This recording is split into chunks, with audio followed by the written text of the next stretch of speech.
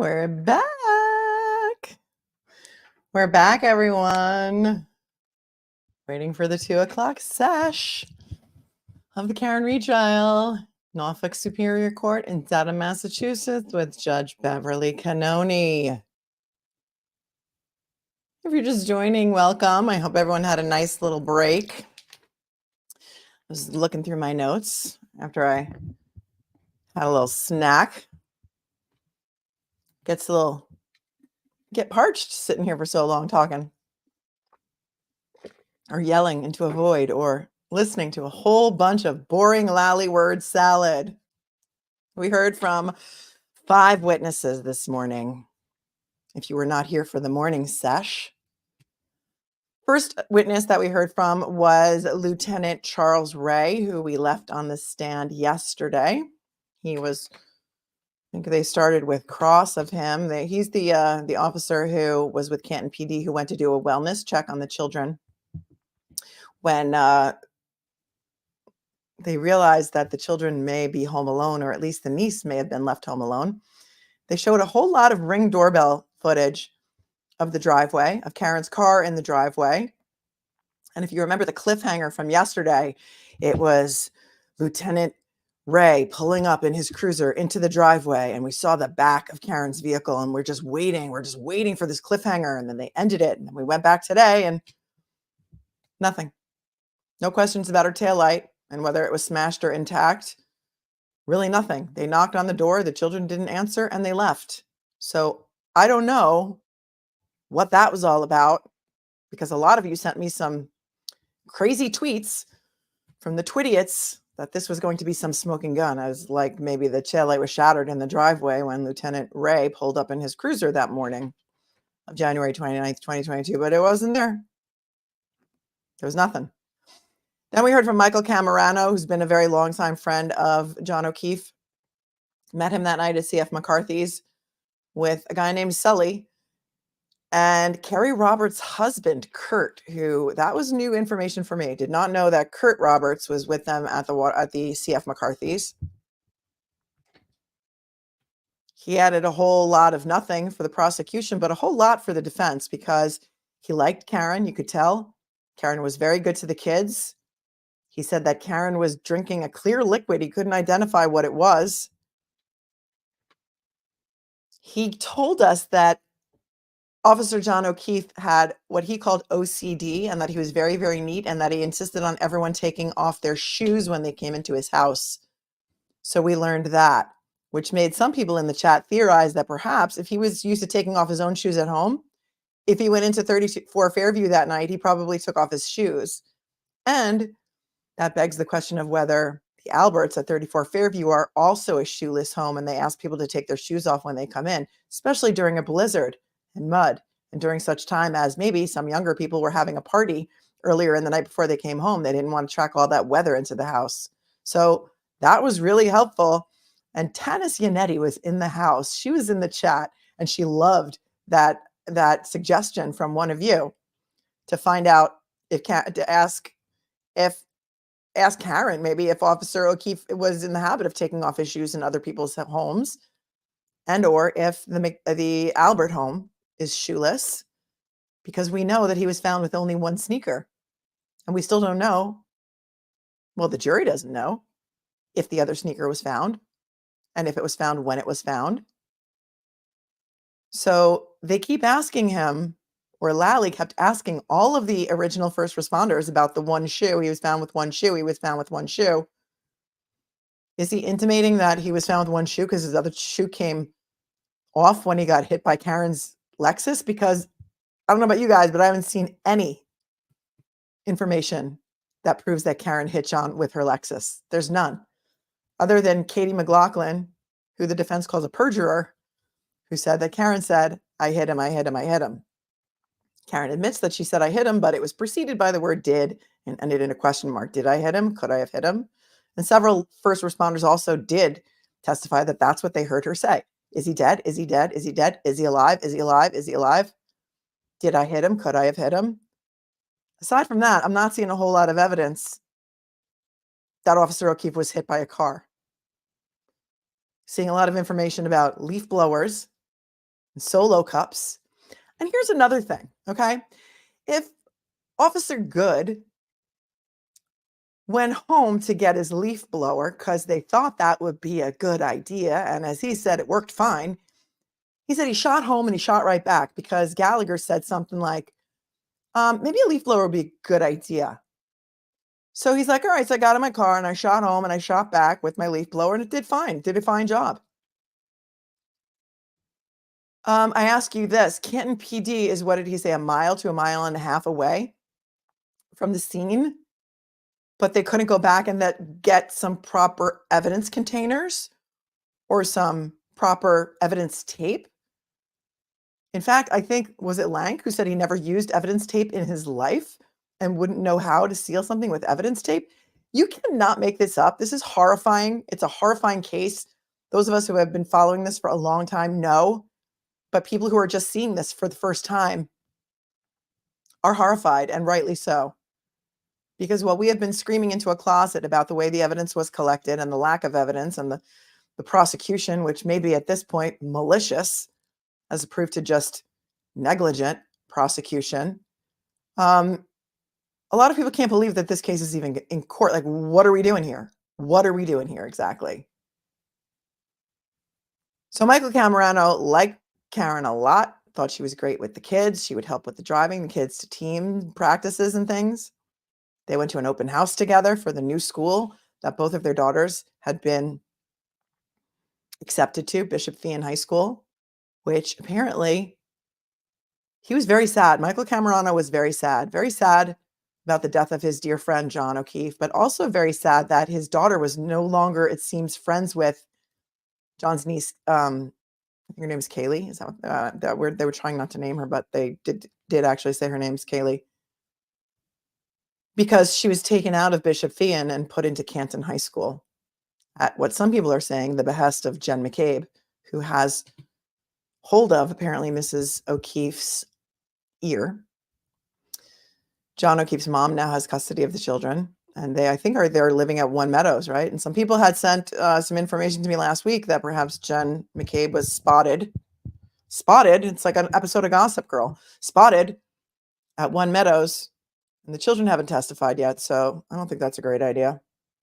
We also heard from Michael Camerano's wife, Catherine Camerano, who's a nurse. She was on duty that morning, and she cried through reading some messages from Karen. Where is Michael? Where is Michael? Because Michael had been out with John the night before and she couldn't find John, and she was frantic. And it was heartbreaking to watch. And Catherine said that she has not heard from Karen since the day of John O'Keefe's death. And on Cross, it was brought out that the reason you haven't heard from Karen is because her phone was seized. Did you know that? And she said, no, I didn't know that. So Karen obviously didn't have Catherine's number, couldn't get in touch with her even if she wanted to. So that came out. Then we heard from Kurt Roberts, the wife. Kurt Roberts is the husband of Carrie Roberts. Kurt Roberts went down to meet them at CF McCarthy's because Michael Camerano, after he declined the invitation, Michael Camerano called him the C word. That is a synonym for cat. Kurt said, well, after that, I had to go down there and show them that I wasn't. But, I really didn't want to go down there because, it was blizzard. It was snowing a lot. And meanwhile, his job, he told us, is operating heavy machinery. So that was interesting. He also told us, though, the most important things that he told us were things that he told us about Kerry, about how in the morning when she heard from Karen and she couldn't find John, that she started getting crazy. Kerry started getting crazy. And then Kerry went out to find John, and he said that Kerry was frantic, which was interesting because when we saw Kerry walking around the scene, she was very, very calm, in my opinion. And he also said that he had to snow blow the driveway before she got back. Otherwise, she would get angry, right? Or something to that effect. He also said Karen did not appear drunk at all at the bar. She wasn't slurring. She wasn't bobbing and weaving. There was nothing to indicate that she was drunk, and that she really cared about the kids because she would also drive his kids to practice. They played on teams together. We heard a lot about the sports that the kids played. And then next up was Rebecca, the bartender at the Waterfall, who really didn't have a whole lot to add. She's still on the stand, so she's going to be coming back. They showed some video in the bar. She was taking out the garbage. She talked a little bit about what kind of glasses they use, but there was no video of John walking out of the waterfall with the glass that we've heard so much about. Didn't see that video. She said she knows everybody in town. She knows all those guys because she's bartended at like 7 other bars in Canton during her bartending career. And she too, I think, went to high school with a person named Caitlin Albert. So she knows a lot of these people by sight. So that was kind of interesting. She's still on the stand, and she's going to be on the stand when court comes back. The fan is moving right now, so we don't want to see that. Elliot Zidell, thank you for becoming a member. And Carrie, thanks for your super chat. I would love to hear your take on how Brian Albert has been prepped to explain why he didn't come out of his house. Will he say he didn't want to interfere with the investigation? Well, I don't know. I mean, we're going to have to hear what he says when he gets on the stand, and then I'll be able to give you a better idea of how he was prepped. But not knowing what he's going to say, I think, I don't know. But yeah, he may say, I didn't want to interfere with the investigation. But I think he's going to say he was asleep. He was sleeping. And we heard testimony from one of the officers who went into his house, and they said, well, what did Brian Albert appear like to you? And he said, oh, he seemed very disheveled, as if he just woke up. And a lot of people were in the chat were saying, as if he just woke up, or as if perhaps he was scrubbing the basement floor. So there's that. I'd like to hear from some other first responders in the chat, just to let me know what you're thinking, because I know when you're law enforcement, you're 24/7 law enforcement. You don't just, because you're off duty, not do your job, not save people, not step out when you see there's an emergency or, maybe a dead body on your lawn. It's crazy to me. I don't think and they're trying to say, and Lally has tried to get this out of a lot of witnesses, nobody else on the street came out of their house. So, it's not unusual that he didn't come out. Not unusual. Nobody else came out. They got the solo cups from the across the street neighbor who happens to be the deputy chief of the Canton PD, Tom Kelleher. The leaf blower was Sergeant Good's own personal leaf blower that he shot home and shot back to get, because they thought that would be a good idea. Blow off just the top layers of snow to look for some evidence, which they did find. Some blood droplets under the first, and then they put them in the solo cups. And then they put those solo cups into a brown Stop and Shop bag, which I believe it was Lank testified that he put that brown Stop and Shop bag into his truck, which didn't have lights and sirens or dash cam, by the way, and brought him to the station and put him in the temporary evidence fridge. But we've seen some photos of that Stop and Shop bag with the solo cups in it, with the blood evidence in it, directly next to the murder weapon, or what they're alleging is the murder weapon, Karen's Lexus SUV in the Sallyport of Canton Police Department. So the longer this case goes on, I think the more people who have never watched this case with us before or with anyone before, maybe saying to themselves, what the hell are we doing here? And I ask you the same question. What the hell are we doing here? Show me something. Show me some evidence that Karen did this, that Karen hit John with her car. There is nothing. Nothing. Did Catherine Camerano, because Lally asked her a million questions about her kids and what sports they played. Was Catherine Camerano, hi, Peter Murphy, sorry, I'm on the air, can't talk to you now, call you later. Was Catherine Camerano working at Good Sam that day? Is she a nurse at Good Samaritan Hospital where Karen and John were both brought that day? I don't know. We don't know where she works because Lally never asked. What we do know is that she seemed to like Karen a lot and was crying and misses her friend. That's what we learned from her testimony. Yeah, Kangaroo Court. Hello, Aunt BB. Hello. And all the first responders have pagers. And don't they also probably have scanners in their house? So they're listening to scanners. Is that still a thing? Skeet says, and all first responders have pagers that go off for that purpose. Yeah. That is correct. So, I'm not buying it that he didn't come out of the house because he was asleep. I'm just not buying it. we saw how many videos of the scene and how many flashing lights there were, except one of the first responders said, yeah, there's no reason to wake everybody up. We didn't need to put our sirens on that day. No reason to wake anybody up. Not at all. Thank you, Jen, for your Venmo. Says, thank you for the awesome coverage of the Karen Reed trial. This entire thing is a clown show. I appreciate your legal knowledge, honesty, logic, and humor. Thank you, Jen. Thank you so much. And no, that's not from Jen McCabe. I'm sure you can find Jen McCabe under several pseudonyms in the cesspool of Twitter if you so choose to go there. And just for fun, for kicks and giggles, go see what the spin is on all of the things that have so far happened in court, because they were convinced that that video in the driveway, as Lieutenant Charles Ray pulled up, was going to show something about the taillight, and it just didn't. Hello, Rochella Pranzo, one of my amazing mods, whose husband, Peter, is retired NYPD homicide. Rochelle says, didn't come out of the house or look out of the window. Knew what was going on. Don't want to lie, saying he didn't see anything when he did. Silence is golden. Yes. And we saw Lank on video walking out of frame of the dash cam to take a phone call that he was on for several minutes. And I'm just waiting on the edge of my seat to see who he's on the phone with, because it was around the time that Jen McCabe snuck into the house. Then he said once the house lights went on at 34 Fairview, he thought it was cool. Thought it was cool then. Then they could go. They could go in the house and talk to the occupants of the house. But he said because Jen McCabe told him a timeline of events, he didn't think. He believed her. He didn't think there could be any evidence in the house or that anybody in the house would have any relevant information. And that testimony was very shocking. I thought Lank's testimony, I thought that was incredibly damaging to the prosecution. What say you, my friends? Hello, Mozzie66, and thank you for your super chat from Australia. Are any of the Canton people that are seeing these meetings between witnesses during the trial reporting them to the defense? They need to know. It's so important.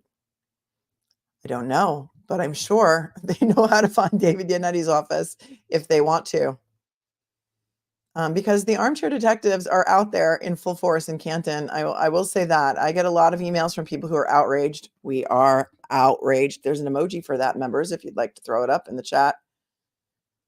They are, there's an emoji. We are outraged because we are outraged. And that is something that David Yannetti said in his opening. Or maybe, no, I think it was during one of the motions hearings.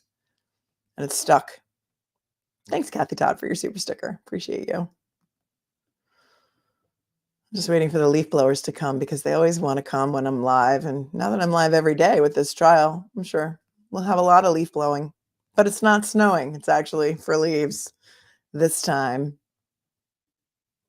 Pat Sanford says, to be fair, the internet detectives are necessary because the actual police don't do their jobs. And I'm not going to say that, Pat, about every police force, but I'm going to say that about this specific investigation because I back the blue 100%. This show is not about bashing law enforcement ever. Some of my best friends are law enforcement or retired law enforcement, and I have law enforcement in my family as well. So this is not about bashing the blue. Not all cops are bad, just not all priests are bad. And I did handle the cases against the Catholic Church for many, many victims of clergy SA. So I know that fraud happens, cover-ups happen, corruption happens in large organizations. But there are good priests too. Judge Canoni is ready for her close-up. Thank you. Maybe seated. Close back. All right, could we have Ms. Trayers, please?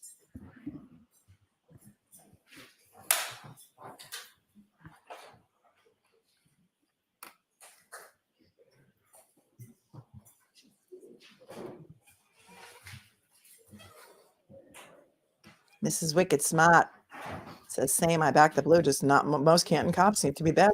All the ones that we've seen on the stand. Some of them I think were telling the truth. Some of them Step up and sit right down. And again, you've been previously. have never seen a homicide in their entire 30-year careers in Canton. So, All right, Ms. Giannetti. Thank you, Ron. Good afternoon again, ma'am. Good afternoon. Two of you testified that you knew John O'Keefe as a prior customer in the bar, correct? Correct. And that particular night, John appeared to be in a good mood. Would you agree? Yes. In fact, John is a pretty good tipper. I knew they'd I bring that up. wouldn't really know. But with regard to that particular night, there was one receipt that was introduced in Exhibit 54. You probably didn't take a close look at it. No. But if I suggested to you that there was a receipt for a total of $16.58 worth of drinks, and John put a tip down of $10, that'd be a pretty good tip, right? And do you need to see the receipt to confirm that, or? No. That makes sense? Yeah. Okay. And that night, John's demeanor seemed fine. Would you agree? Yes.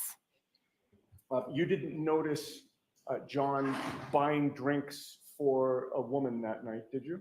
No. And with regard to your, sort of scanning the people that were there within that group, one of your duties as a bartender is to make sure that nobody's overserved, right? Correct. And so, while you don't watch every movement all the time, you do look for signs that somebody might be overserved, correct? Correct. And with regard to the group that came in, the receipts for which you were shown today, nobody really seemed highly intoxicated to you, correct? No. I may just have a moment. Yes. Is the volume better this afternoon, my friends? I have no further questions. Thank you, ma'am. No redirect, Your Honor. All right, Ms. Trayers, thank you very much. Thank you. So, yeah, they introduced a receipt. May I approach council table to deliver this exhibit back? Yes, I was actually just looking for it, so yes, Oh, please, that's right thank you. here. Sorry. Oh, we're That's going to be okay. so nice to each other now, aren't we, Yeah. Judge? Oh, yes. Sure, please do. All right, your next witness, Mr. Lally? Yes, Your Honor, the Commonwealth will call Mr. Nicholas Kolokithas to the stand. Okay. Got to spell that. Perhaps we can have him spell his first and last name this time from Adam Court Reporter, my friends.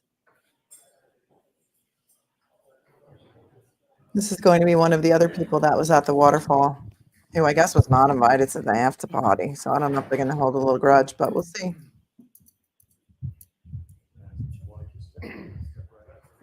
Yep. You solemnly swear the evidence you give to the court and jury in the case now and hearing true, the truth, the whole truth, and nothing but the truth, so help you God. Thank you.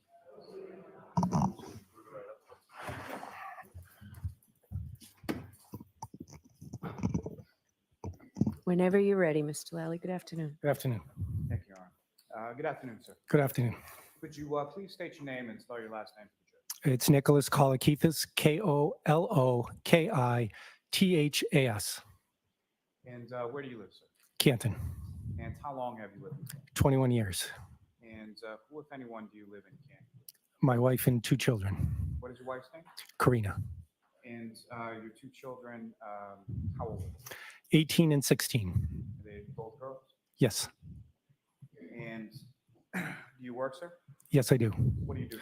I'm an attorney, And how long have you been practicing as an 27 years. attorney?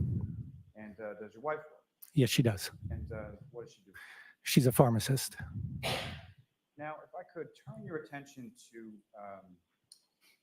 the evening of January 28th, 2022. Do you recall that day? Yes, I do. Were you working that day? I was. Were you working in the office or remotely? We were hybrid. I was working remote that day. Now, 27 years, an attorney. As far as that evening was concerned, what, if anything, were the plans and sort of what did you do that evening? Sure. My older daughter was on the Canton High basketball team. So we were planning to go, I was planning to go to the basketball game, and I did go to the basketball game. Yes. And where was the basketball game? Do you recall? Canton High School. And your daughter at that point, which team did she play? She was coming off an injury, and she was playing for both the JV and the varsity team. So she was sort of swinging between JV and varsity. Correct. And so what time were each of the games that evening?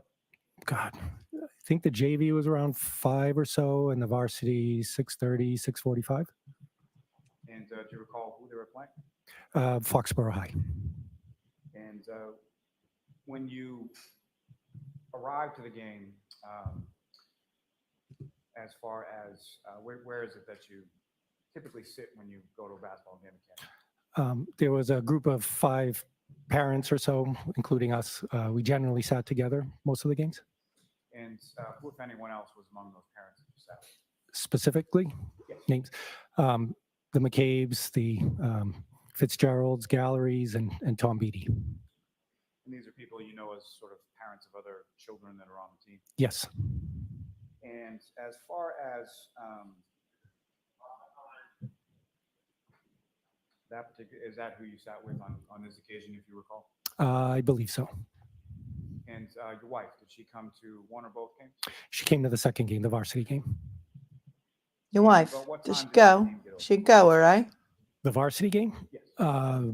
It went into overtime. It was a back and forth game. Later than usual. I don't remember the exact time. One. We lost. Foxborough won. Now, following that, following the basketball game, where did you go from As usual, we waited for our players to come out, our daughters to come out. And they're the same group of parents were deciding if we should continue, go out somewhere, get something to eat. I was hungry. Anybody who knows me doesn't get between me and my food, so I was very hungry, so wanted to get something to eat. And where did you decide to go? Went to the Waterfall. Is that somewhere that you had been before? Yes. Now, with regard to the waterfall, as far as the other parents were concerned, what, if any, other parents from the ones that you described, as far as the ones you sit with at the game, who, if anyone else went? Jennifer and Matt McCabe. And how was that was that communicated to you as far as in person, via text, or phone, or how did you come to the waterfall? It was via text. And so you get a text from who specifically directing you to sort of go to the waterfall? So it was a group text amongst the 5 sets of families, and different ideas were bantered about in the group text, and I decided to go to Waterfall. And when He's you friends get with the to Waterfall, McCabes. Being familiar with the establishment, where is it that you parked in reference to the waterfall? I parked behind Washington Street. There's a small little parking lot. Waterfall shares a parking lot with other establishments and I believe condos, so I parked in the back. Was it snowing? And about what time did you get there? I got there right around 9-ish, a little bit before 9 o'clock. And who, if anyone else from that group of parents besides yourself and the McCabe's went to the waterfall that night? So walked in, it was a large table, probably about 8 to 10 feet long. In addition to Jen and Matt McCabe, there was Jen's sister, Nicole Albert, her husband, Brian Albert, Brian's brother, Chris Albert, and his wife, Julie. And there were others that I was just introduced to for the first time. So I don't remember their name. I don't recall their names, but there were others at the table as well. And so as far as the other sort of basketball parents, were any of them there as well, beyond the McCabe's? Beyond the McCabe's, no. And as far as the other people who weren't, didn't have the last name McCabe, how did you know any of those people? Or did you know any of those people? At the Waterfall? Yes. I had met Nicole, Brian, Chris, and Julie prior, I think other basketball games, other events. So I knew them through the McCabe's, through Jen. And the McCabe's had a daughter on the basketball team as well. They had one of their daughters on the team at the time, yes. And when it came to the McCabe's, there's Mr. and Mrs. What are their names? Jennifer and Matt McCabe. And how long have you known Jennifer and Matt? About 9 or 10 years ago, we met. And at some point during the course of the evening, did your wife join you at the waterfall as well? She did. Fair to say you took separate cars, is that correct? We did, yes. And about how long after you arrived did your wife Karina arrive? I want to say it was about a half hour or so. So around 9:30 she arrived. Now, with reference to this table that you were referencing, about 8 to 10 feet long, is that correct? Correct. And was this a high top, low top? What kind of table is It was a high top table towards the bar end of Waterfall. I don't know if it was the last table or second to last table right before you hit the bar. And as far as the people that you described, the people that you knew or didn't know, where were they sort of situated around the table? When I first walked in, I saw Matt, since he was the person I was most familiar with, Matt and Jen. Matt was standing towards the right side of the table as you're walking in towards the right side, so I went to the right side of the table. Is that essentially where you stayed for the balance of most of the night? Yes. And your wife, when she arrived, where did she go in reference? Initially, she came to me, said hello. I think she picked for my food. And then she gravitated, I believe, towards the left side of the table where more of the women were located. And at some point following that, was there anyone else that you knew or aware of that came into the bar? Yes. And about what time was that? Shortly before 11 or right around 11. And who was that? It was John O'Keefe and Karen Reed. And these are people that you were familiar with prior to that date? Yes.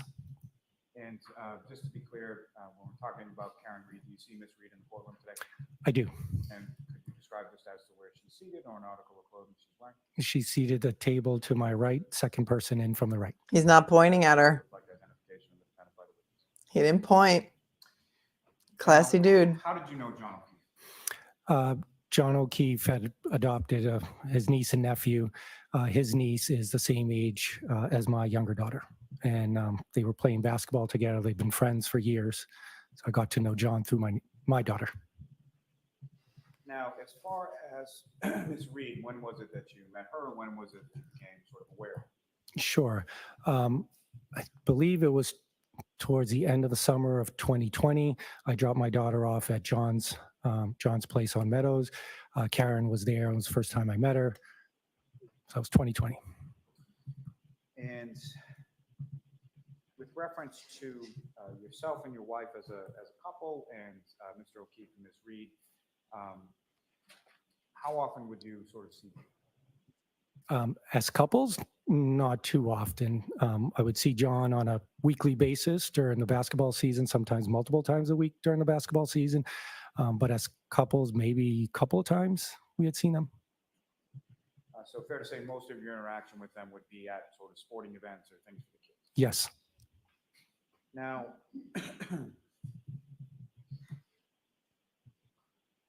as far as on that evening, obviously you went out, you had something to eat. Did you have anything to drink as well? I did. And do you recall sort of what you were drinking that night? Captain and Coke. And as far as John O'Keefe, do you recall sort of what he was drinking that night? Yes. And what, if anything, do you recall? Beer. Is that sort of typical for Mr. O'Keefe? From the occasions we happen to be out on events like that, yes.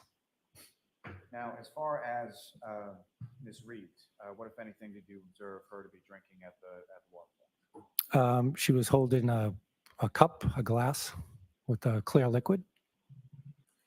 And what was your understanding of what was in the cup with clear liquid? I Objection. don't know what was in there, but Doesn't I don't know. know if it was Nobody water knows. or alcoholic drink. But I don't know for sure. He's a liar. He's not gonna lie. He's a liar. He's a lawyer. He's not gonna lie on the stand. So far, nobody has testified that they knew what was in her glass. Nobody. Everyone says it was clear liquid. This is a train wreck. He's like, Now, as far as the sort of general demeanor and atmosphere within the bar that night, how would you describe that? Generally, it was a fun atmosphere. There was a live band. Everybody was in a good mood. I think people were singing to some of the music, so it was a fun atmosphere. And specifically, you didn't observe anything as far as arguing or anything between Mr. O'Keefe and Ms. Reed, is that correct? That is correct. I did not. And you didn't observe anything as far as arguing or anything between anyone at the bar that night, is that correct? That is correct. I did not. nope. And This is backfiring on him. He's trying to show there were no arguments because he's trying to show that there's no way that when John went to the Albert house that anybody would have beaten him up because they were not arguing. They were not arguing with John at the bar, see? But it's backfiring on him because nobody saw Karen arguing with John either. And there are a lot of dudes out there who don't really need to be fighting earlier in the night to have a drunken brawl or sucker punch by the end of the night. Am I wrong about that? We saw Lank do it with the Lapalato brothers. What he was wearing when he was in the bar? Yes, he had a dark baseball cap, jeans, sneakers, and he had some type of top, a longer sleeve top. At any point in time, did you observe him to have a winter coat or a jacket or anything like that? Puffy jacket, maybe? Not that I recall. And as far as his clothing was concerned, what, if anything, did you observe as far as the condition? Were there any tears or anything in his clothing? No tears, nothing unusual about the clothing. And as far as Mr. O'Keefe himself, what, if any, injuries did you observe on him at that time that you saw him at the bar? I didn't observe any injuries. Now, as far as prior to them coming into the waterfall, do you have any idea sort of where they were coming from? Yes, I did. And how did you know?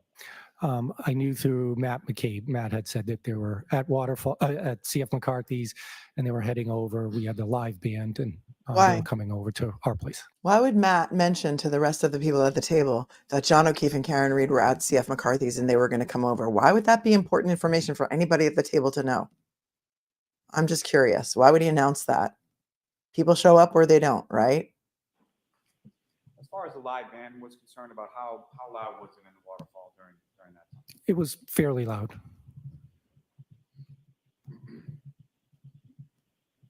Now, towards the end of the night, what, if any, discussion did you observe or were you a part of as far as sort of anywhere people were going afterward?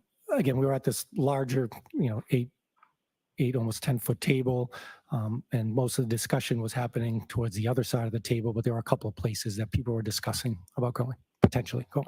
And what were those couple places people were discussing? One was one was 2 D&Es, which was across the street next to CF McCarthy's, Chris Albert's and the other one was Pizzeria. 34 Fairview Road. And as far as D&E's, are you familiar with that establishment? Yes, I am. And what is it and where is it in relation to water? It's basically a sub shop, pizza shop. It's diagonally across the street from Waterfall. And what, if any, relationship did the D&E Pizza have to anyone that you observed in the group that night? Chris Albert, who was with the group, is one of the owners, if not the owner, of D&E. And as far as going to that place afterward, who, if anyone among the group, had sort of mentioned that or was talking about it? I didn't hear specifically one person. It was just generally coming from the group. So Did you hear the defendant at any point talking about going there or wanting to? I heard from others that she had mentioned about wanting to go there. Now, you mentioned a couple of different places. Okay, double, triple hearsay. You heard about from others, they were tossing around the idea of going to the pizzeria. Excuse the pun. Tossing around the idea of going to Chris Albert's Pizzeria. And you heard from other people, like Karen said she wanted to go The there. defendant at any point talking about going there or wanting to. I heard from others that she had mentioned about wanting to go there.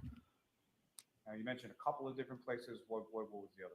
34 Fairview Road. And was it mentioned specifically as far as that address, or how was it referenced? I believe it was mentioned. Brian Albert, the homeowner, had invited the group back to his house.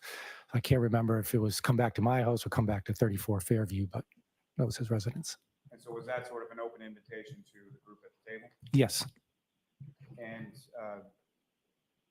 yourself and your wife, did either of you go to Fairview Road that night? We did not. And at some point, you left, you recall about what time that you left the waterfall? It was shortly after 12 o'clock, maybe 12:10 or so. Okay, this guy who makes a very credible witness is a lawyer. He's a lawyer for 27 years. He's not going to say anything that he doesn't remember that he's not absolutely sure of. He just testified that Brian Albert asked everyone if they wanted to come back to his house, but he doesn't remember if he said, come back to my house or come back to 34 Fairview. He doesn't remember the exact words. But in Lally's own words, it was an open invitation. Keep that in mind, because Brian Albert's first statement to Lank or the friendly or whoever he spoke to first said, I didn't know they were coming over. I didn't know that anybody invited them over to my house. So this gentleman, this attorney, this counselor is directly going to contradict Brian Albert's first statement to the police. If you know, you know. When did you leave in reference to sort of the rest of the group? Sure. Matt and I stayed back a little bit. We helped clean up the table with the bottles and glasses. We spoke to the band briefly, told them how well they played. So we were a little bit later, maybe a couple of minutes later than the rest of the group. And when you exited, did you know where your wife was? I did. I knew where she was. Where was she? She was parked out front on Washington Street. And so you were parked in the lot and she was parked on Washington Street? Is that Yes. correct? Yes. And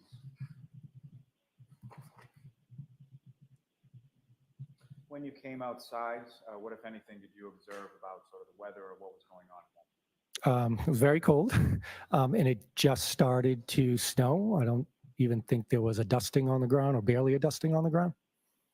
And so at that point, could you still sort of see like blacktop on the pavement? Yes. When you got to your car, what, if anything, did you have to do to sort of get your car ready to go or clean off the car or anything like that? I didn't need a scraper or anything. I just turned on my windshield wipers and it cleaned the snow off.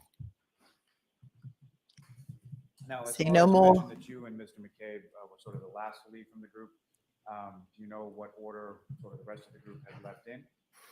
Do you have a shrubbery? Generally, yes. And generally, what do you recall?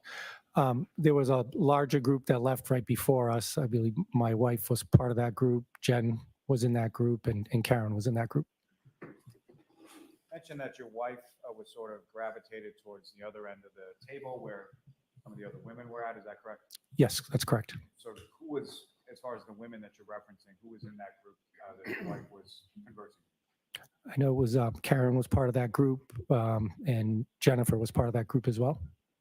It's only a flesh wound. It's only a flesh wound, Lally. Keep going. You're only missing both your arms and half a leg. It's only a flesh wound. And that'd be Jennifer McCabe, is that correct? That's correct, yes. Your Honor, with the court's permission, I'd just like to publish just a brief portion of Exhibit 53 of the surveillance video. Gentlemen, if I could have Exhibit 53 on the screen, and specifically if I could have from Channel 3, the second video down, approximately 10:50. He's embarrassed to be there. He's a lawyer. He's like, I'm embarrassed for you.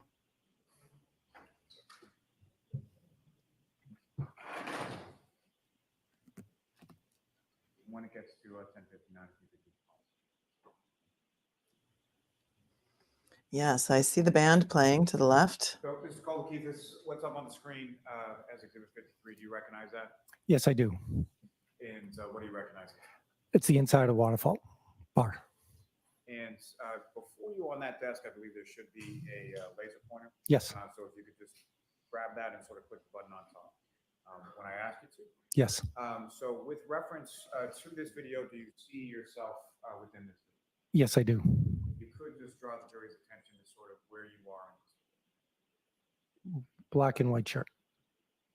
And from that specific area, sort of where you are, do you recognize anybody else in that sort of general area of the frame? Yes, I do. And if you could just draw the jury's attention to who you recognize and where they are. I believe that's Matt McCabe right there to my right, and John O'Keefe to my left, in front of me to my left. Now, that area of the table where you indicated your wife was with another group of women further away from you, where would that be if you see? The numbering is there, so I can't really see, but it was towards this side. And further down the table, is that where people that you were less familiar with, is that where they were? Correct. Yes. Ms. Gilman, you can take that. Modest Man is holding 2 coconut shells and riding a horse because we're talking about Monty Python to distract ourselves from the train wreck in the courthouse.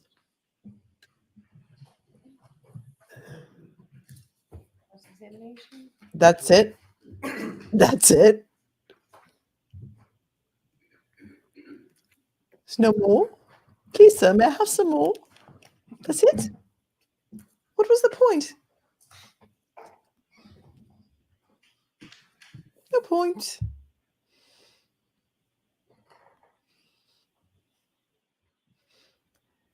Good. He's going to just talk about how not drunk Karen was. That'll be great. This is going to be great. Mr. Kolokithas. Good afternoon. Mr. Kolokithas, you and I have never actually met.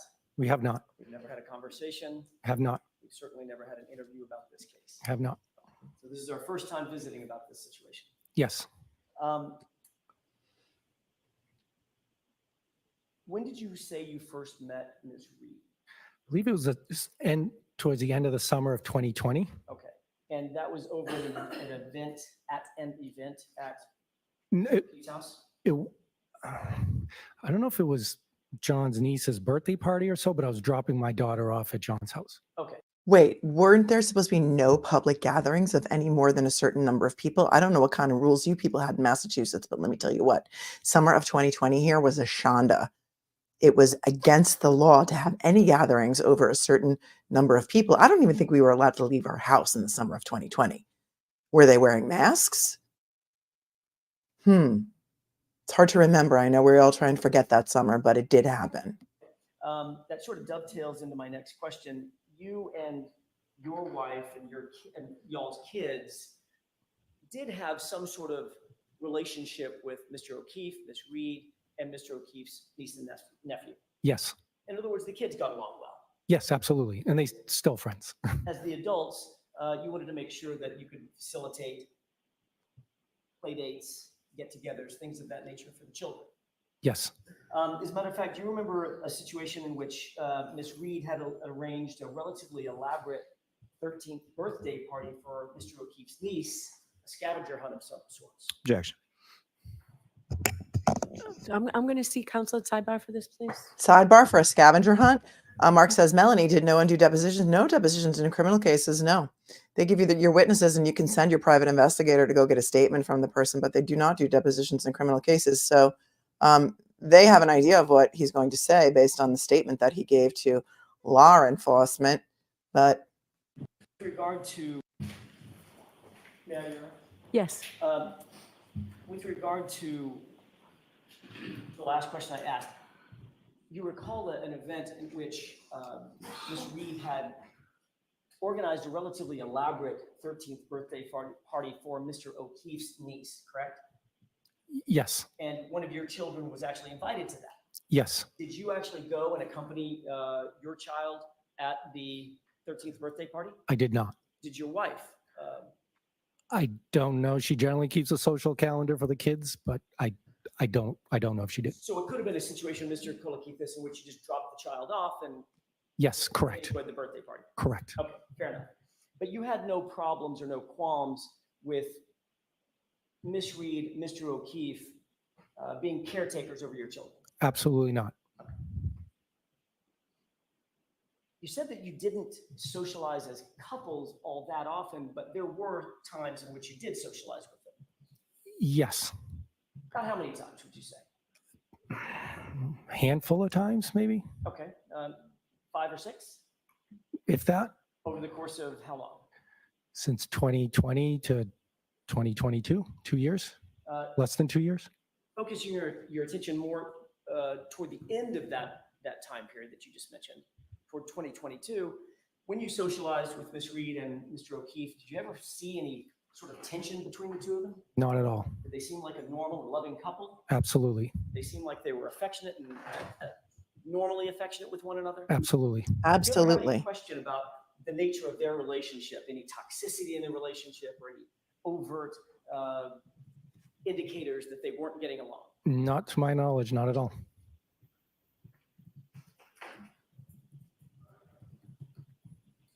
Matter of fact, you spent more time with Mr. O'Keefe. Yes. Anybody else in the foursome, correct? Yes. Okay. Well, other than my wife, I mean, force of. That's a good catch. You're going to pay for that later. Fair enough. I get brownie points for that, right? Let me see if I can restate it a little bit better. Between Mr. O'Keefe and Miss Reed, you spent more time with Mr. O'Keefe. Yes. Fair enough. You knew that Mr. O'Keefe and Miss Reed had rekindled a previous relationship from years earlier, Yes, I did. and you knew that Mr. O'Keefe was excited about that. Yes. I want to draw your attention to the late night hours of January 28th, going into the early morning hours of January 29th, if I could. specifically at the waterfall. Did you get to the waterfall before Mr. O'Keefe and Ms. Reed got there? Yes, I did. How long before? So I got there around 9 and they got there shortly before 11. So 2 hours. While at the waterfall, did you have an opportunity to speak with Ms. Reed or Mr. O'Keefe just in normal conversation? Yes, I did. You engaged both of them, as a matter of fact, didn't you? Yes. Was there a time in which Ms. Reed was actually singing John's praises that night? Yes, I did. What a great dad he was. Yep. Objection, move to strike. Why? I'm going to strike that. Wait a Next second. question. Hold on. Whoa. Hold that. Pull that horse back. Didn't you hear John O'Keefe say what a great, or didn't you hear Karen say what a great dad he was? Hold on. Before 11. So 2 hours. While at the waterfall, did you have an opportunity to speak with Ms. Reed or Mr. O'Keefe just in normal conversation? Yes, I did. You engaged both of them, as a matter of fact, didn't you? Yes. Was there a time in which Ms. Reed was actually singing John's praises that night? Yes, I did. What a great dad he was. Yep. Was there a time when Karen was singing John's praises that night about what a great dad he was? This is a conversation that he had with Karen Reed. Why is this sustained Objection, move to strike. I'm going to strike that. and stricken? Next question. At any point, did you have an opportunity to hear Mr. O'Keefe talk about Ms. Reed and the nature of their relationship or any events surrounding their relationship? Objection. I'm going to allow that. Okay. Um, So we can allow him to testify about the conversation that he had with someone who is no longer among the living, but he cannot testify about the conversation that he had with the defendant who is sitting at that table that he did not point at, because he's got some class and he didn't want another clip of somebody pointing at her. Okay, I don't know what goes on in Massachusetts because I'm a New York lawyer. So if there's any Massachusetts lawyers in the chat, since this judge has said that the attorneys are not allowed to state the grounds for their objection when they object, it's basically a guessing game, and she can just assign her own grounds for the objection in her head and sustain or overrule based on what she thinks the objection refers to. So she's doing Lally's homework. So she was singing John's praises about what a great dad he was. And that was the night that she allegedly murdered him, that she's on trial for her murder, which could subject her to life in prison if she is convicted during this kangaroo court of a circus. But he's not allowed to testify that she was talking about what a great dad he was. Okay, let's go with that. The jury heard it. Cat's out of the bag. But this is what we're dealing with, folks. I had heard that they were planning vacations in the future. There you go. Were you aware of the time frame of those vacations in the future? Next week, next month, next year? Objection, Your Honor. May we approach? Why? Why? You Jurors, feel free opened to the stand up. door. This is your witness. You called this guy to the stand. And now you're not going to let him testify about, I'm sorry for yelling. You're not going to let him testify about what he saw and what he heard about the nature of the relationship of the woman that you're trying for murder? Are you flipping kidding me?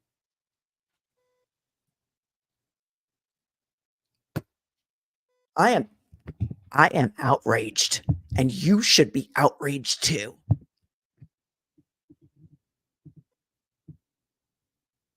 Lally's going to march right up there to the bench. This woman right here, this court reporter, is going to need an oxygen tank attached to that machine that she's talking into soon. There was nothing eventful at the. May I, Your Honor? Yes. Thank you.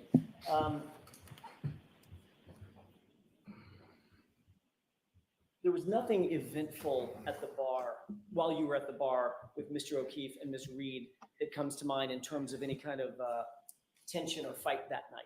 Tension or fight? Absolutely not. No argument that was audible to you? Absolutely not. You didn't see any body language between the two of them that would suggest an argument or a fight or tension? In fact, I noticed the opposite. Describe that. They were affectionate toward each other, loving toward each other, and to the point where my wife even made a comment, why are you not like that with me? Ah, His wife Yeah, said to something him, to "Why look are you not like that with me?" Because they were so affectionate. Screw you, Lally. Screw you and this malicious prosecution. I am outraged. This is your witness. Jack in the box.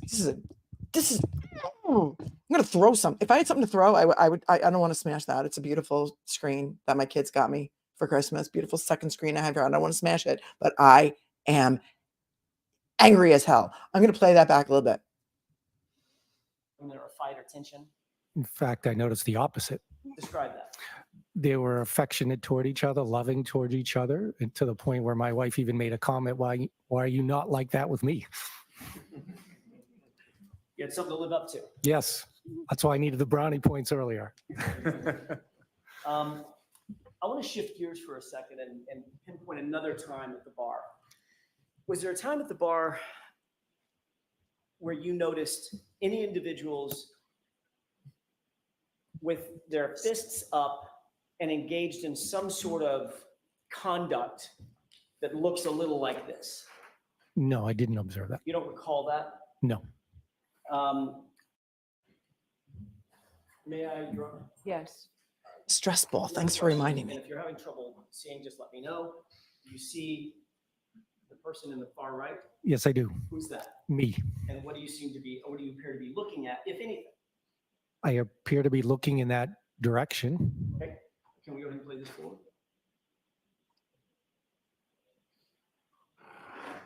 Oh, look at these two. Look at these two. They have a little fist fight. They did a play fight. A little play fight. Do you see this? You see these grown men having a little play fight up there?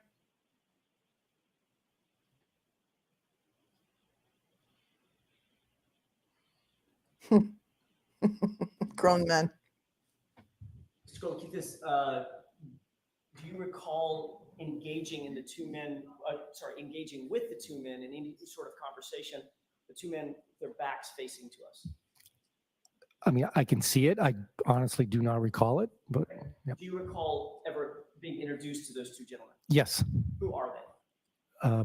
Brian Albert, Brian Higgins. And which one is which, left and right? Left is Albert, right is Higgins. Can we go ahead and play this? He's not perjuring himself for you, Lally. He's not going to risk his law license for you and your kangaroo court of a case.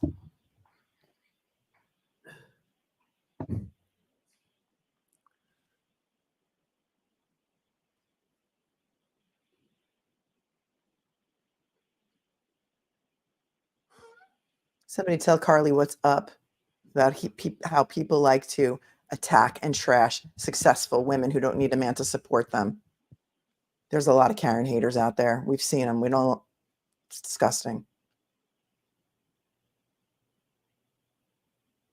Yeah, right. Notice how they don't pan to Karen when they say good things. Yeah, of course not. Why would they do that? Doesn't make for great TV in their mind.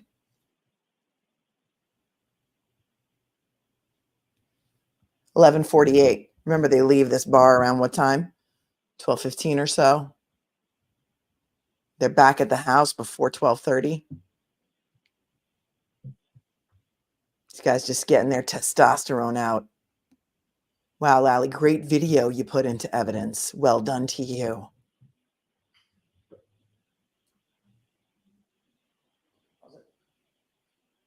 Mr. Kolokithas, can I draw your attention to the upper right? Do you recognize any person facing the camera in the upper right corner? Yes, I do. Who is that?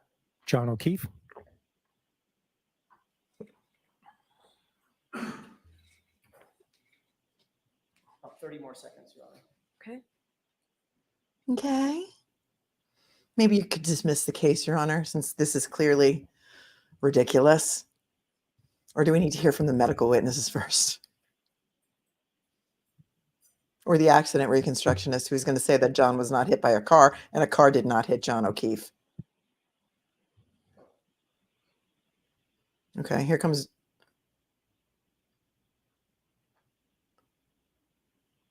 Somebody just walked over to them. I can't see if it's Your John. Honor, we've paused at 11:08. If I could ask a couple of other questions, and I think we can leave the lights down because I'm going to ask another, with the court's permission, another clip be played. Mr. Kolokithas, you indicated that you don't recall the events that you're seeing. Is that still the case, or has your recollection been refreshed about what you were witnessing? I honestly don't remember what appears to be play fighting. I don't remember that. If we could move to runtime 1636 with the court's permission. Okay. Yeah, the guy on the left side's wearing a puffy jacket. Team Brittany, you're right.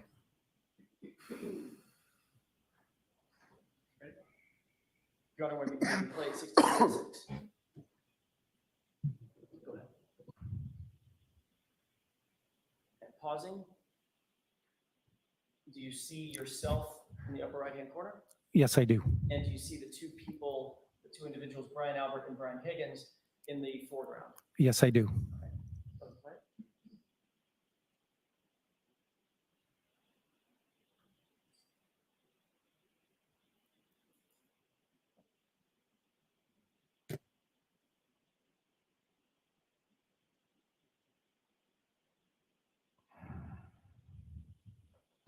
What are they doing? Wrestling moves? Do you see at this point, I know it's difficult, do you see John O'Keefe anywhere in the frame at this juncture? I do not see him. Okay. I have third-hand embarrassment right now. Hugging it out. Now they're hugging it out. Pause. And now taking a look at the individual in the top of the screen, do you see that person? Yes, I do. Who is that? John O'Keefe. And what direction is he facing us or facing away from us? He's facing us. It looks like he's facing us. So he would be facing the two individuals with their back to us? Yes. And it appears to be standing across the table, across the bar table. Yes. I'm going to play that for a second. It's 11:55 p.m. according to the timestamp on this video.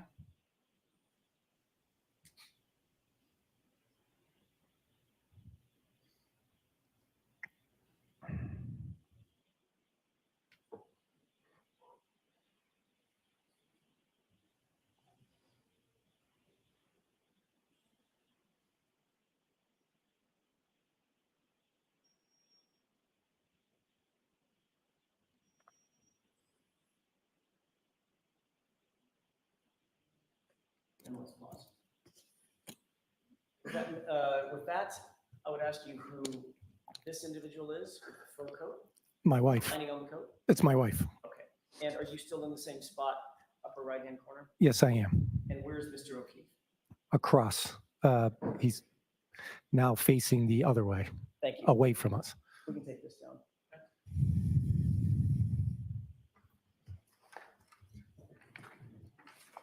Good point. With This may be regard when to Higgins texted Karen. What you just saw, the second incident of what appeared to be Good point, two Nikki. individuals touching each other. Did you engage in any sort of roughhousing or play fighting that night? I did not. Did you engage in any grappling or wrestling that night? I did not. Did you see John O'Keefe engage in any wrestling or grappling or play fighting? I do not recall him doing that. Or do you recall him doing any sparring? I do not recall him doing that. Do you recall him ever putting his fists up toward any other person in that bar that night? I do not recall him doing that.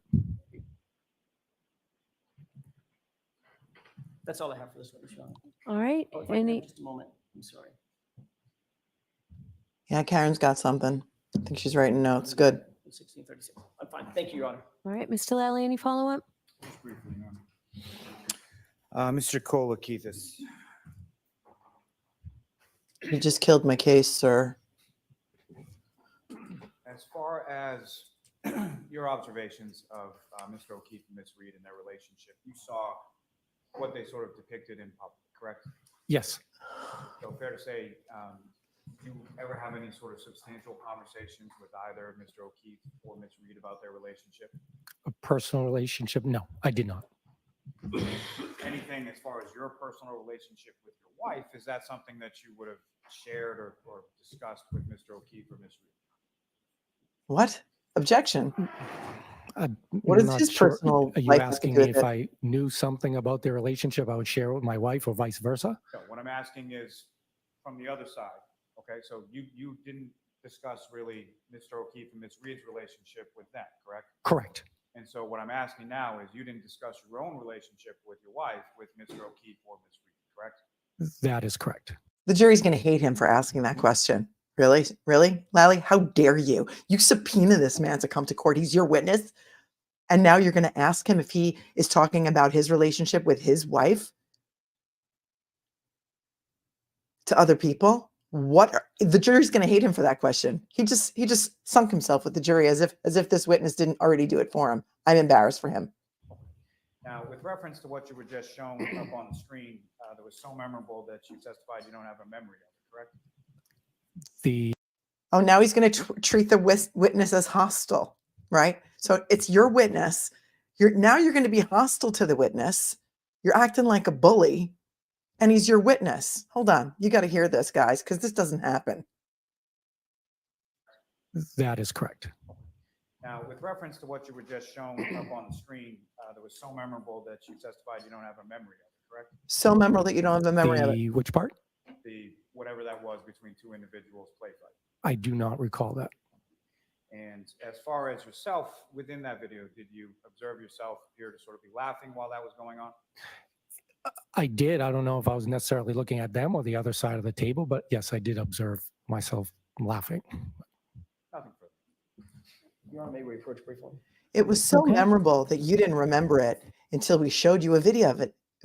Yeah, that's right, Lally. That's right. Your video, your witness, you're an idiot. You're an idiot. What are we doing here? Why are you wasting the money of the taxpayers of Norfolk County? Could you explain that one aside, Ba? Just when you think it can't get any worse, it's getting worse, my friends. It's getting worse. That's Karen's parents, Mr. Reed, Mrs. Reed.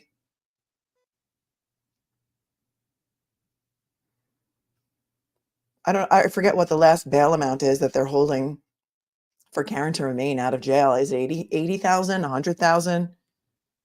It's been said that her parents, put up their house in order to pay some of this cash bail so that she didn't have to stay in jail for the past 2 years and something.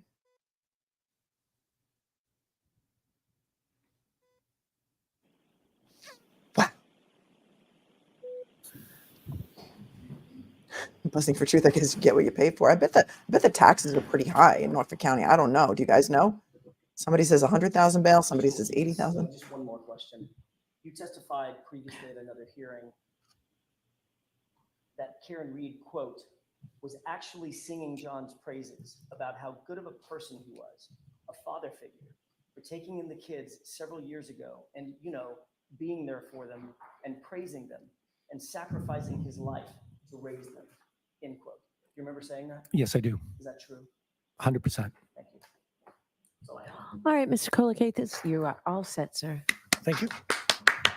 Your next witness, Mr. Lally. Claps for Mr. Yes, Your Honor, Kolokithas. I'm about to call Miss Karina Kolokithas to the stand. Good, Okay. because she's going to bury you even more. Put some shovel emojis in the chat because he's getting buried. And the reason that AJ, smooth as butter, put some butter emojis in the chat. He's smooth as butter, was able to now argue that he should be able to cross the witness about what he said is because he probably testified to that in front of the grand jury. He said hearing, but perhaps it was the federal grand jury, and that's why he can't say, or the other grand jury. In either way, that's the only hearings that have been held in this matter is the state grand jury and then the federal grand jury. You solemnly swear the evidence you give to the court and jury in the case now hearing true the truth, the whole truth, and nothing but the truth, so help you God.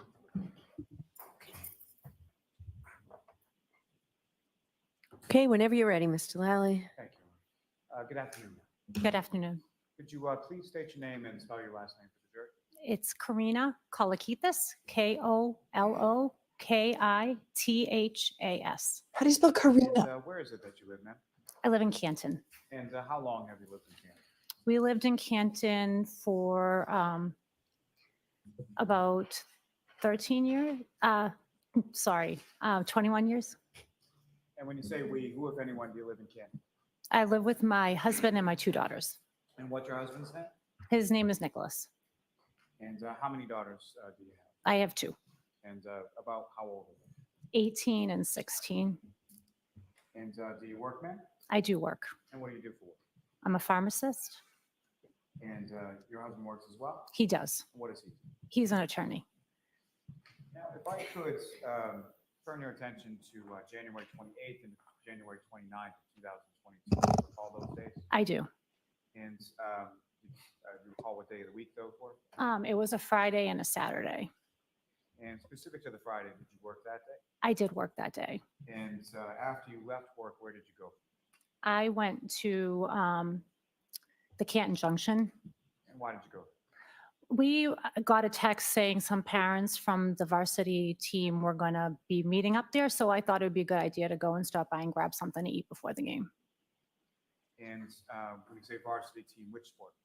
It's basketball. Was that your older daughter or younger daughter that was on that? My older daughter played on that team. And so at some point there was a game for the varsity girls basketball team. That's correct. And where was that game that night? At Canton High, And do you recall who they played? they played Foxborough. And do you recall when the game was? You mean time? Yes. 6:30. And so you mentioned that you went to the Canton Junction for about an hour. So about what time did you get to the Canton Junction? I believe I got there around 6. I'm not sure. Yes, it's his And wife. Following the Canton Junction, where did you go from? Went to Canton High to watch my daughter play. And within sort of the stands at a Canton High girls varsity basketball game, were there certain people that you would typically sort of sit with when you watch the game? We would just sit with whoever we knew. Usually it was the parents of the girls that played on the varsity team. And who were some of those parents? Some of them were the McCabes, the Fitzgeralds, people like that. And the McCabe's, what are their names? Jennifer and Matt McCabe. And how long had you and your family known the McCabe's? I think we've known them for about 9 years or so. And did they have a, excuse me, a daughter on the team as well? They did. And so you arrived to the game, as far as your husband was concerned, did you observe him there? He was there already. And where did you go to sit? I went in I don't exactly remember where I went to sit in the vicinity of my husband and those parents. And following that game, where did you go from there? So after the game, we went, usually at the end of the game, you'd go down, talk to the players, congratulate them, and then I told everybody I was going home. And did you in fact go home? I did go home. And after you arrived home, what, if anything, happened? I started getting text messages from my husband, and he said that some of the parents were going to go to grab something to eat, and I should go. And what, if any, hesitation did you have about that? I was tired. I worked all day. Pretty much I was done. So I had already almost started changing out of my clothes, and I said I wasn't going to go. And eventually, did you decide to go? My kids told me to go. They did. They actually, they said to me, you never go out, you don't do anything. Dad's by himself, you should go and just keep him company while he eats dinner. So that's what I did. And so based on that, you decided to go? I did, reluctantly. Yeah, you know Sorry, why? You know why reluctantly, I she's went. reluctant? Because she doesn't like those people. She doesn't like those people. She doesn't want to go hang out with them. She barely wants to sit with them at the games. She doesn't like them. She's a working woman. She's very successful, and she has nothing in common with those people who don't, and who sit around and gossip about other women and have nothing better to do except troll people on Twitter. That's their lives. She's married to a lawyer. She's a pharmacist. She's a successful woman, and she's got more in common with Karen than she does with any of these other chicks. And she had no interest in going, but her kids are like, oh, come on, you never get out. You never get out. She mentions the Fitzgeralds. I want to hear from the Fitzgeralds. I want the Fitzgeralds brought into court because they're going to testify about how great Karen was too. Her energy is beautiful, Kate. You were right. You were right. She had no interest in hanging around with those people. And who could blame her? Yes. And where is it that you went? So that's when I went to CF. I'm sorry, I went to the Waterfall. She's like, I don't even know these places. I would never go little there. nervous. I would never go there. Waterfall, is that somewhere you had been before? I had been to the Waterfall before. And where is that located in the town of Canton? It's on Washington Street in Canton. And so obviously your husband was already there, you took separate cars, is that correct? That is correct. And about what time is it that you got to the water? I believe I got to the waterfall around 9:30 at night. And where did you park your car in relation to the waterfall? So I actually found parking right on Washington Street, and I was across the street from the waterfall. And when you arrived and when you came in, who, if anyone, did you recognize sort of when you first came into the waterfall? So I walked into the waterfall, and there, pretty much, I didn't know anybody except for Matt McCabe, Jennifer McCabe, and my husband. And if you could describe for the jury sort of when you walk in the door, the people that you knew as far as your husband and the McCabes, where were they in relation to you walk in the door, where are they? So you walk in the door, there was a band in the front playing, and then there were high top tables, and they were at the back of the high top tables. And if I was standing sort of at the doorway of the waterfall, the entrance way in, and facing those high top tables, which side were your husband and the McCabes on from that perspective? On the right. I believe the band was playing on the, if you walked in the door, the band was in like the top part of the. Yes. Who like on cares where the band left, was and they playing? were on the right. And the band that was playing that night, fair to say, was fairly loud in there? It was extremely loud in there, yes. And as far as, obviously you're at a bar, people are drinking, is that correct? That is correct. And what, if anything, did you have to drink that night? I drank water that night. And why was that? I typically don't drink a lot. I suffer from migraines, so one like alcoholic beverage sometimes can set me off for days. So I chose water. Okay, that's another question that's going to backfire on him. Questioning her why she's not drinking, questioning her why she would choose water instead of an alcoholic beverage because everyone in that town is a drunk. Why are people shamed for not drinking? Can somebody explain that to me? Why is it that if you don't have a drink, people are always like, hey, why don't you have a drink? Why don't you have a drink? What, does it make you more comfortable if I drink? I don't drink a lot either. I hardly drink at all because it gives me a headache too. And I'm becoming allergic to it, I think, because I get congested when I drink. Why is it that people want to shame people who don't drink or who don't want to drink? I don't get it. That's not going to go over well with the jury. I don't think. That high top table that you went to with your husband and the McCabes, were there other people at that table? There were other people there. And did you know or recognize any of those other people at the table? So it was pretty much all of Jennifer McCabe's family. I did not know them, maybe had seen them around town and stuff like that, but I didn't know anybody other than my husband and Matt and Jen. So fair to say that you sort of gravitated or stayed towards that end of the table? That is correct. I talked to them for a bit, and then I think Jen started introducing me to some people, and I met some of her family. Now, as far as sort of the overall sort of demeanor within the bar that night and within the group that you were at the high top table with, how would you describe it? Everybody was happy, having a good time. No arguments amongst anybody at any time that you saw throughout the entire time you were there? The whole time I was there was no issues at all. Aside from the play fighting we Now, just at saw on some video. point later on in the evening, who, if anyone else, that you recognized or knew came into the bar? So I believe I was actually about to leave, and that's when Karen and John came in. And just to be clear, when you say Karen, you mean Karen Reed, is that correct? That is correct. And just to be clear who we're talking about, do you see Karen Reed in Portland today? I do. And could you just identify as to where she's seated or an article of clothing? She's sitting right there. That's a record reflect identification. Okay. Now, Mr. O'Keefe, John O'Keefe, how did you know him? So John, his niece and my younger daughter were friends. Were friends, are friends? They are friends. And about how long had you known John O'Keefe? John, we've probably known for 8 years or so. And if you recall, when was it about that you had met the defendant, Ms. Reed? I met Miss Reed at, I'm not sure exactly I think the first time I met her was at Jen McCabe's house.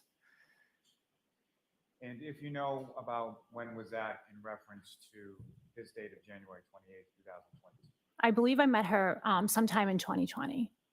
Sometime in 2020 at Ms. McCabe's. That is correct. Question. And Good question. how would you describe sort of the nature of your relationship between either yourself and Mr. O'Keefe, or yourself and who did you know better, Mr. O'Keefe or Ms. Reed? I knew Mr. O'Keefe better. We saw him all the time. My daughter would have play dates with his niece. My husband coached basketball that his niece played on his team. So he was a great guy. We saw him all the time. Yeah. And prior to this date of January 28th, had you ever been in any kind of social setting out with the defendant, Ms. Reed, before? I had not been, no. And do you recall approximately what time it was that they came in and you were about to? I believe it was around 11 o'clock. And at some point, did they, and by they, I mean Mr. O'Keefe and Ms. Reed, did they make their way over to where you were seated at the high top? They did. So they walked in and John did his rounds, said hi to everybody, came, gave me a hug. And they headed towards us. Yes. John did his rounds. Gregarious guy, friendly guy. Gave her a hug.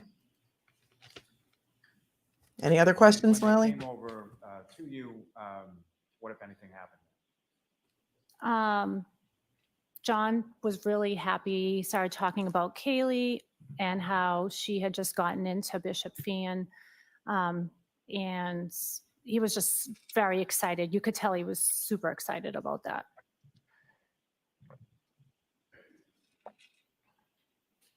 Now, as far as Mr. O'Keefe was concerned, what, if anything, do you recall about what he was wearing? I believe he was wearing a baseball hat, jeans, sneakers, some kind of top. And what, if anything, do you recall about sort of a jacket or anything like that with him at any time that you saw him that night? I don't remember a jacket. I remember like some kind of light shirt or something, like a light hoodie-ish kind of, I don't remember a jacket. Well, As far as his clothing was concerned, what, if anything, do you recall about the condition of it? Were there any sort of tears or disheveled to? He looked fine. Nothing about his clothing stood out to me. Now, as far as what you observed as far as interactions between the defendant and Mr. O'Keefe that night, anything out of the ordinary that you observed while you were at the bar? The defendant. Say that again? As far as their interactions between Mr. O'Keefe and the defendant, anything out of the ordinary? How about instead of calling her the defendant, you call her Karen Reed, because that's how Karina knows her, as Karen. Why don't you just call her Karen for once? Because she's like, what? The defendant? Oh, that's right. The woman you're putting on trial for second-degree murder? That you observed between the two of them that evening at the bar? I saw nothing. I did not see anything. And extending that sort of to the entire group at the high top table that you were with, anything that you observed sort of out of the realm of the demeanor that you've already described at any point in time? No, everybody was having a great time. Dude, end the misery. Now, with regard to sort of where you were positioned at the high top table in regard to Mr. O'Keefe, was he closer to your end, or where was he located? I'm not sure. I don't know where he ended up going. I know that Karen stayed with me. And then I'm not sure where John went, but I know he was talking to the guys probably. Karen stayed with me, she said? Mr. O'Keefe was moving around and Great. talking to different people. Yes, And Ms. Reed was down towards where you were, is that correct? that is correct. And who, if anyone else, was sort of down your end of the table? Who were you talking to when Ms. Reed came up? It was Jen McCabe, So the three of us. when Ms. Reed comes and joins, is essentially Ms. Reed, the defendant, yourself, and Ms. McCabe. That is correct. And when Ms. Reed first comes up, what, if any, conversation did she have with either yourself or Ms. McCabe? She started talking to Jen first, and then they had a conversation, and then we started talking. That first sort of initial conversation between the defendant and Ms. McCabe, did you hear any of that conversation? I did not. It was loud. I don't know what they were talking about.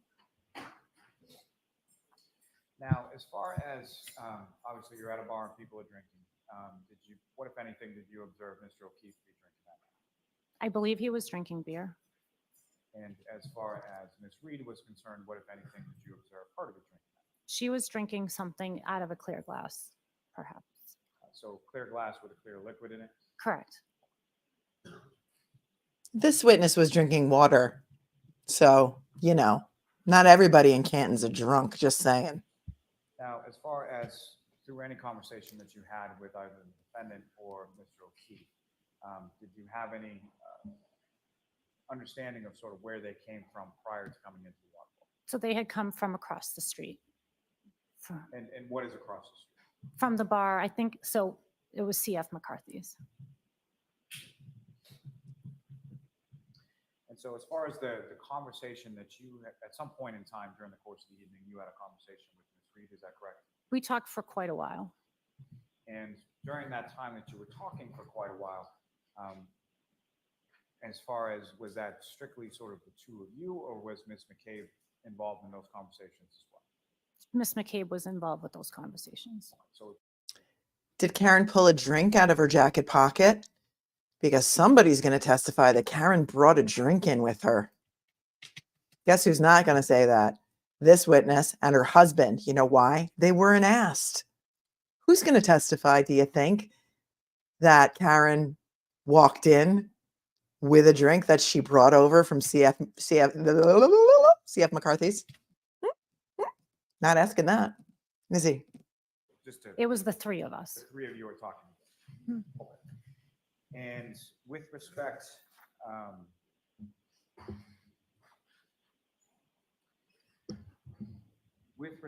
to the defendant's relationship with Mr. O'Keefe, what, if anything, did she say about that? So she started by saying how much she admired him, how much he did for the children, just how she looked up to him for that. She started with that. Well, she started talking about my kids first, and then she started talking about John.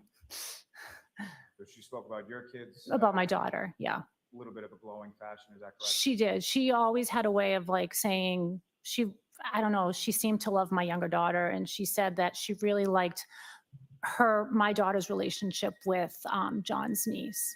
So she first started with that conversation, and then she went on talking about John and his relationship. And then after she talked a little bit about that, what, if anything else, did she talk about? So she started talking about how much he sacrifices, how he's like unconditionally puts all his time and effort into the kids, how she admired him for that, and how she also wished that some of the family members would step up and help out a little bit more, because he took all the burden on himself. And what, if anything, else? Oh, snap. Does anybody remember what Karina's witness statement said? Because I think I do. I think her witness statement that was written by, I don't know, maybe Proctor, said something along the lines of, if it weren't for the kids, we'd have a great relationship. But what this witness just told you is that Karen, wished that some of John's family members would step up and help with the children. You see what's going on here, my friends? Do you see what's going on here? Whoop, there it is. The Kolokithases are not going to be bamboozled by whatever was written in their statements. So too bad, so sad. Sorry, Lally, that you didn't prep them. Also wish that some of the family members would step up and help out a little bit more, because he took all the burden on himself. And what, if anything, else did she say about that in relation to sort of their relationship? Just that she wished they had a little bit more time to go out, go on dates, go on vacation. But she did mention that they had planned a trip or something like that she Oh, was excited They about. planned a future trip. Now, Thank you, Karina. about No what further time, questions. Would you say was that you left from the waterfall? I think everything started wrapping up around midnight. Okay, that was a train wreck of a disaster. Okay. Okay, this is why witness statements are recorded. There are notes taken. Witnesses sign their statements, because if they don't, these perhaps state trooper who may be compromised and or good friends with the Alberts perhaps may selectively pick and choose what they put into the witness's statement. And she was not having any of it. In fact, she said, yeah, Karen wished that she loved the way John sacrificed for the children and how he spent so much time with the children and loved them unconditionally. But she wished that some of his other family members would step up and help, because John had the whole entire raising the children thing that he adopted from his sister, who passed away tragically of glioblastoma. And after she died, then her husband tragically died 2 months after, or 3 months after.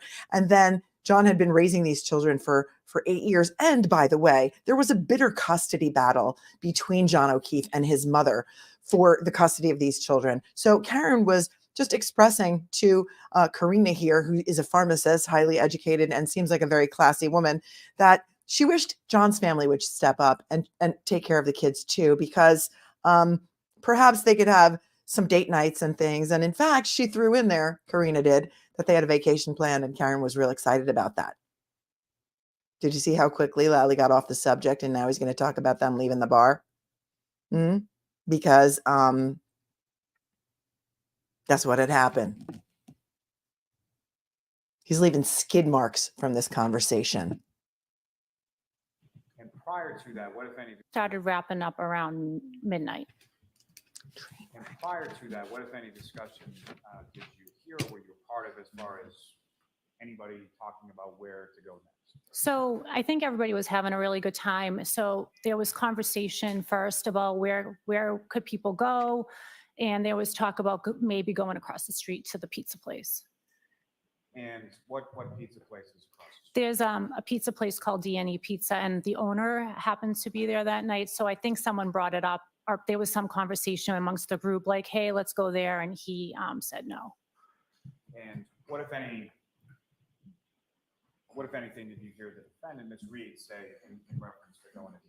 She just seemed like willing to go. Was that something that she mentioned once or more than? I believe she mentioned it more than once, but I don't remember like at this moment, but.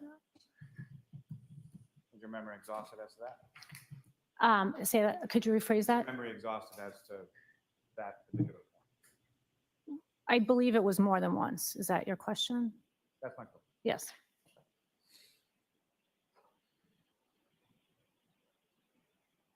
Now, other than that, what if any other discussion was there as far as where people were wanting to go or intending to go after the war?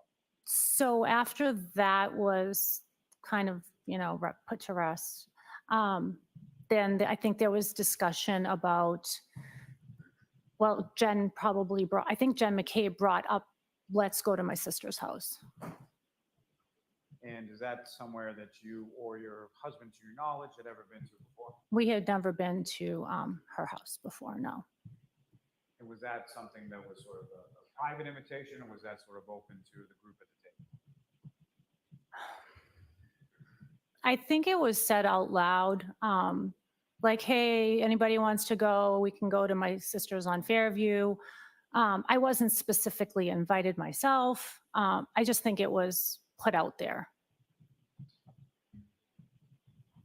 And did either yourself or your husband take anyone up on an invitation? Did you go to Fairview after the waterfall?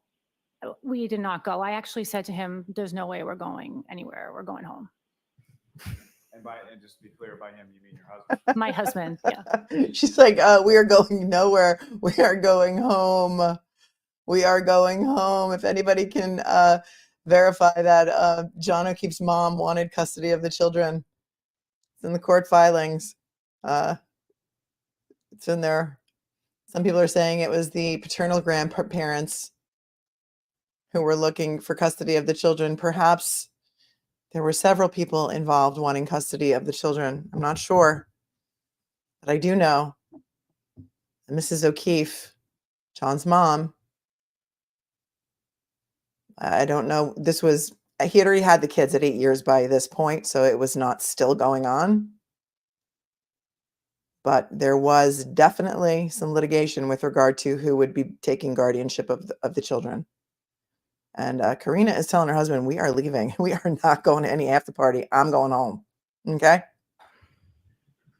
I think it was said out loud, like, hey, anybody wants to go, we can go to my sister's on Fairview. I wasn't specifically invited myself. I just think it was put out there. And did either yourself or your husband take anyone up on an invitation? Did you go to Fairview after the waterfall? We did not go. I actually said to him, there's no way we're going anywhere. We're going home. And just to be clear, by him, you mean your husband? My husband, yeah. And around the time of midnight or so when you were leaving, who, if anyone, did you sort of walk out with initially? So I believe, let me think. It was always Jen, myself, and Karen. So we brought up, and Karen went over to John, something like that. He like put his arm around her. I don't know if they had a conversation, they talked. It seemed like they were like quite lovey-dovey at that point. And then that's when Jennifer McCabe went up to Karen and said, you're coming with me. Like, and she like grabbed her, like she put her arm around her and she said in front of me, she's like, you're coming with me, you're coming with me. And just to be clear, like sort of how she said that, was that in sort of a forceful way or no, like joking around, like, hey, you come with me. We're gonna, and then Karen said, where are we going? And Jen said, it doesn't matter. It'll be a surprise. Like, it was like something like that. And did the three of you sort of walk towards the door to the parking lot together? Yes. And where was your husband at this point? He was behind. He was with Matt McCabe. They were helping the band like clean up and get their stuff together. And it was the three of us in the front, meaning the women. And at the initial time when you're walking out, you and Ms. McCabe and the defendant, where is Mr. O'Keefe? I'm not a little bit behind us. I'm not sure. Not directly with your group, but Not with us. No. now at some point They were lovey-dovey. outside of the waterfall. Is that correct? That's correct. And at some point when you're outside of the waterfall, do you see Mr. O'Keefe at that point? I did. All of a sudden, it was weird. I see Karen with John, and I was like, oh, that's weird. I thought she was going with Jen. And that's just what made me notice it. It was that the whole, like, Jen wanting Karen to go with her, and then all of a sudden I see Karen with John. I just thought it, I was just like, oh, so it made me notice it. All right, let's rewind that because everyone's going, what? So she's saying you're coming with us. It's a surprise. Hold on. Let's see what is going on here.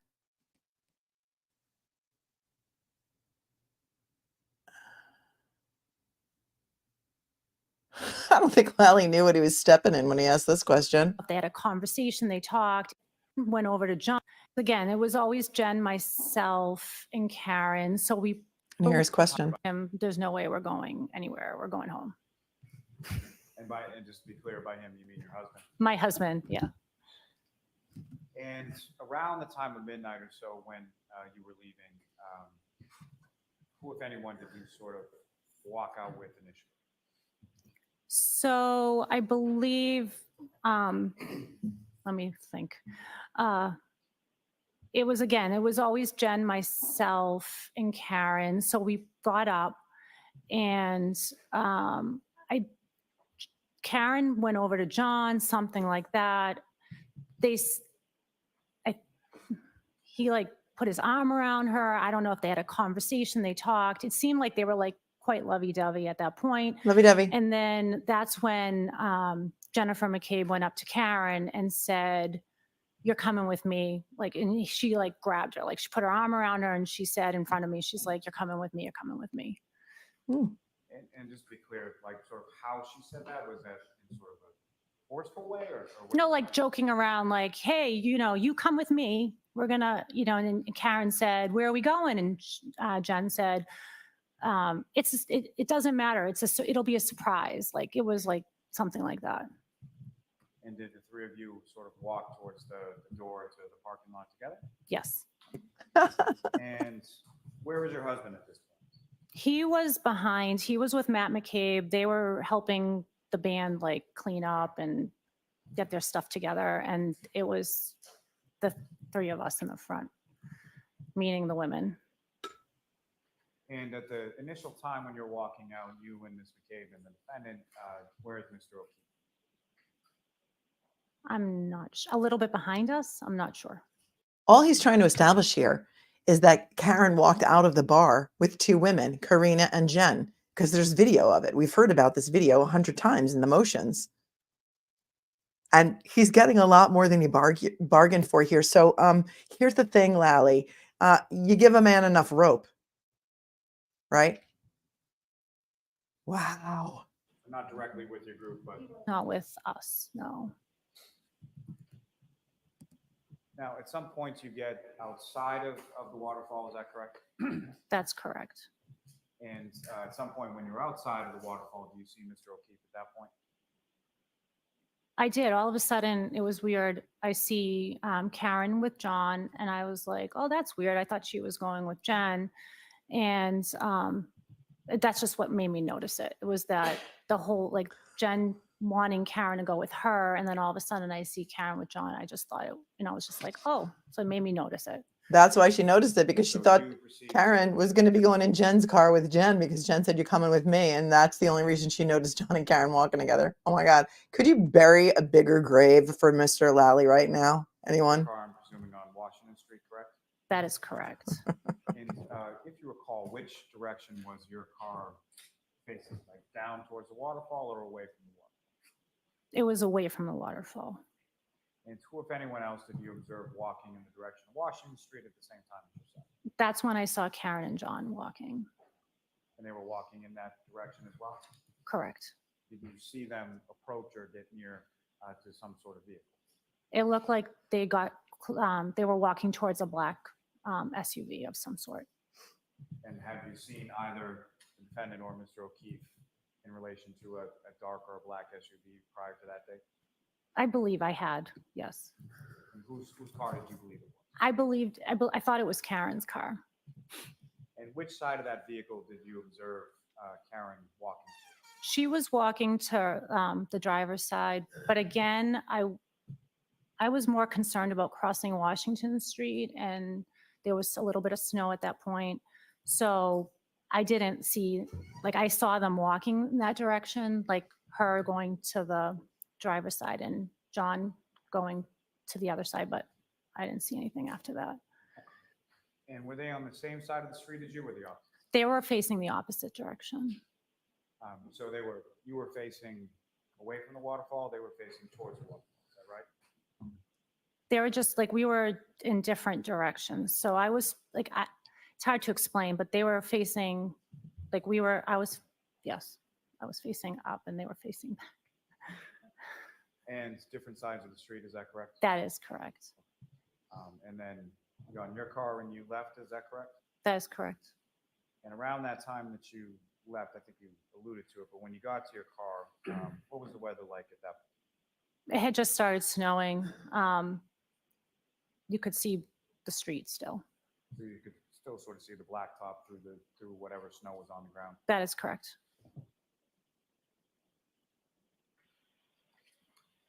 Do they only go until 4 in Norfolk? With the court's permission, I'd just like to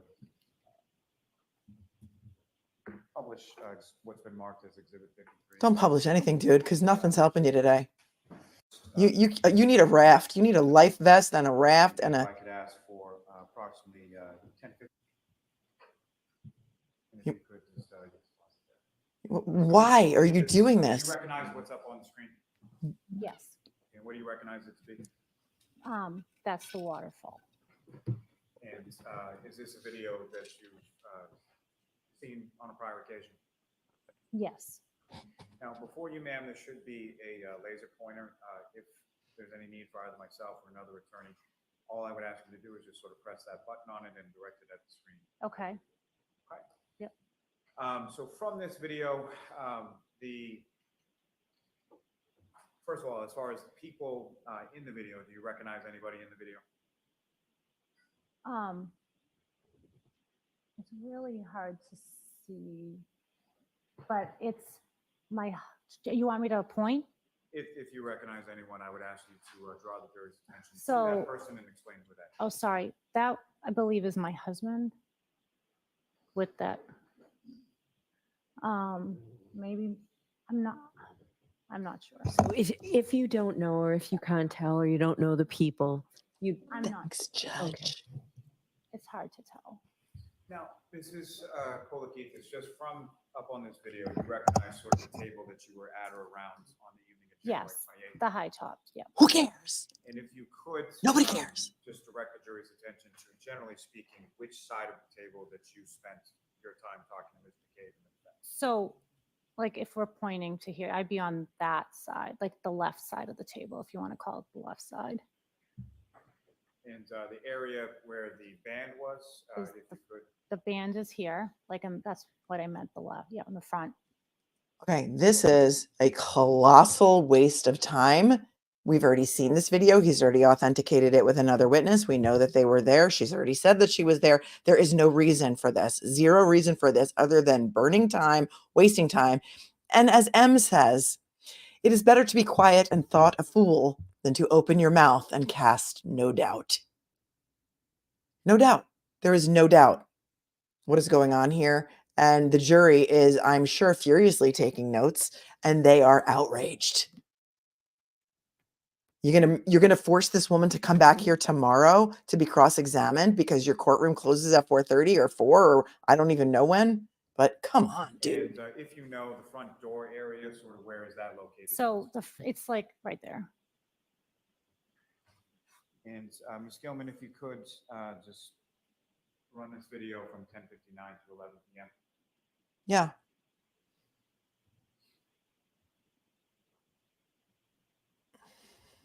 That was Mark Twain, for those who are wondering. Thank you, Ryan. Mark says, zero doubt of who the court jester is.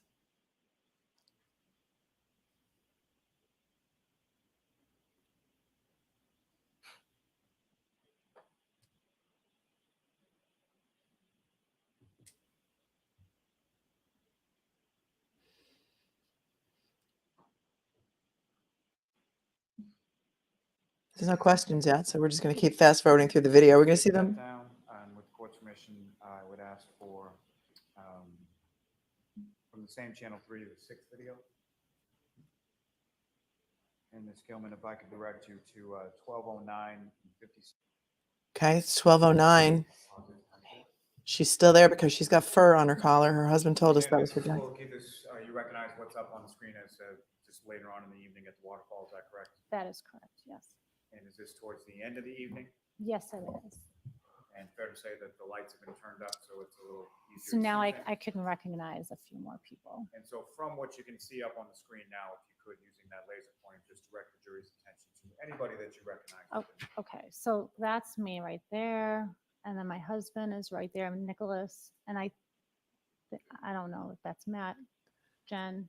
And I can't tell because of the barcode up there. With the date and time But stamp. yeah, I can't see who that is. And Ms. Gilman, if You know what I see? play it from this Oh, I point. see John too. Sorry. Know what I see? I see this woman wearing a big puffy jacket. It's very oversized and it's big and puffy. You can't see my cursor on the screen, but she's right here in the middle. See that? And she's got sneakers on, so we know that's not Karen because they made a big deal about Karen's boots. So who's the woman in this very oversized puffy jacket? Just curious. The more video you show, Lally, the more things we're going to discover. So, go on by all means. please go ahead. And I see John. John's right there. Ms. Gilman, if you Oh, she could pointed out it was play Jen? this Okay, point good. till, 12:11 and 4 seconds. Jen's wearing the puffy. Okay.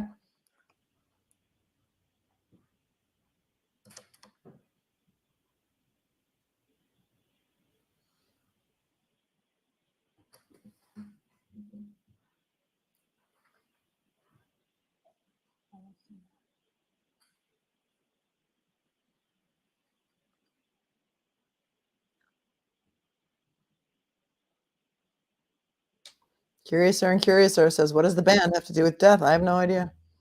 Nothing.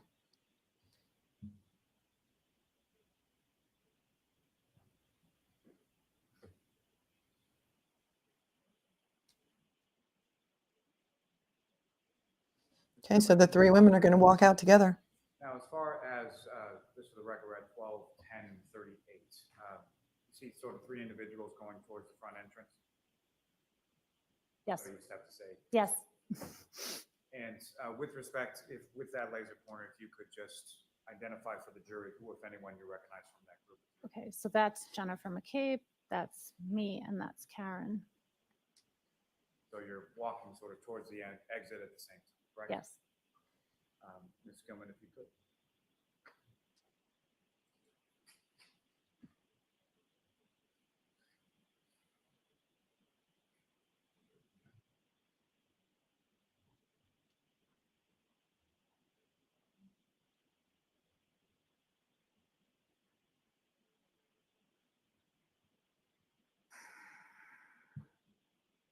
You could pause that, Ms. Gilman.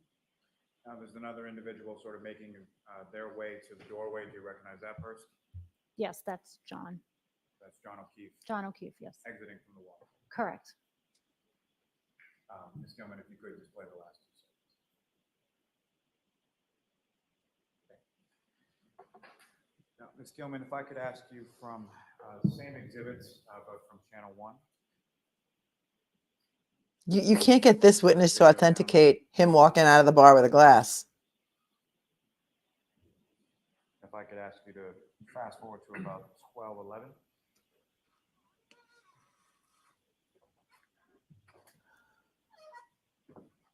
It's the parking lot. Essentially, what I'm going to ask Ms. Gilman if you could play this from 12:11 and 0 to 12:11 and 25 seconds. But I'm sorry, first, if I could ask you to just pause it for 1 second. And I know it's an awful time to pause it, but before the flag blew in front of the camera, do you recognize what's depicted up there? Can you repeat the question? What's please? in this video generally without what's blocking the camera right now? Do you recognize what? It's the exit. So that's the exit to the waterfall? Correct. Thank you. Ms. Gilman, if you could.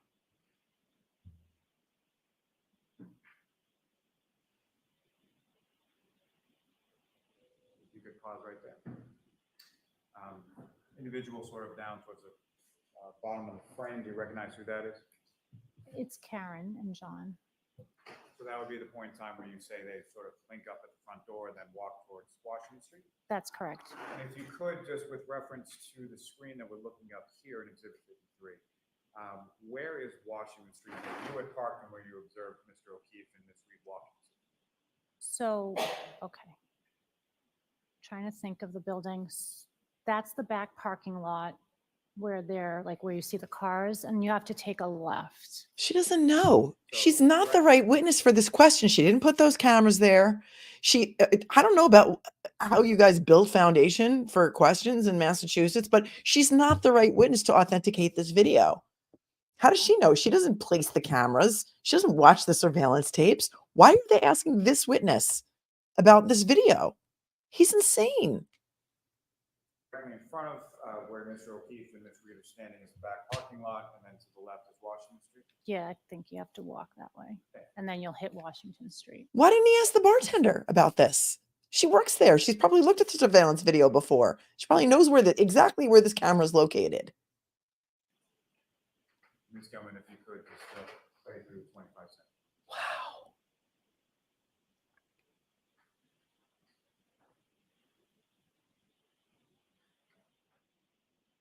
You could pause there. You you see an individual in the parking lot area? I do. And do you recognize who that person is? I believe it's Jennifer, By that you mean, I'm sorry, Ms. McCabe? Miss McCabe. And Ms. Gilman, if you go to the last. This is Jennifer right here. Thank you. Ms. Gilman, you can take that down, please. What was the point of that exactly? You guys, we are all in the twilight zone together. We're all going to go down. We all go down You and I together. have never met. We have not, We've never had a conversation. never, We've certainly never interviewed nope, together. never. So this is our first time speaking. Yes, I want to direct your attention to part of your testimony on direct examination when you're questioned by Mr. Lally. You indicated that before Ms. Reed and Mr. O'Keefe left the bar, Ms. Reed had been making some statements about Mr. O'Keefe.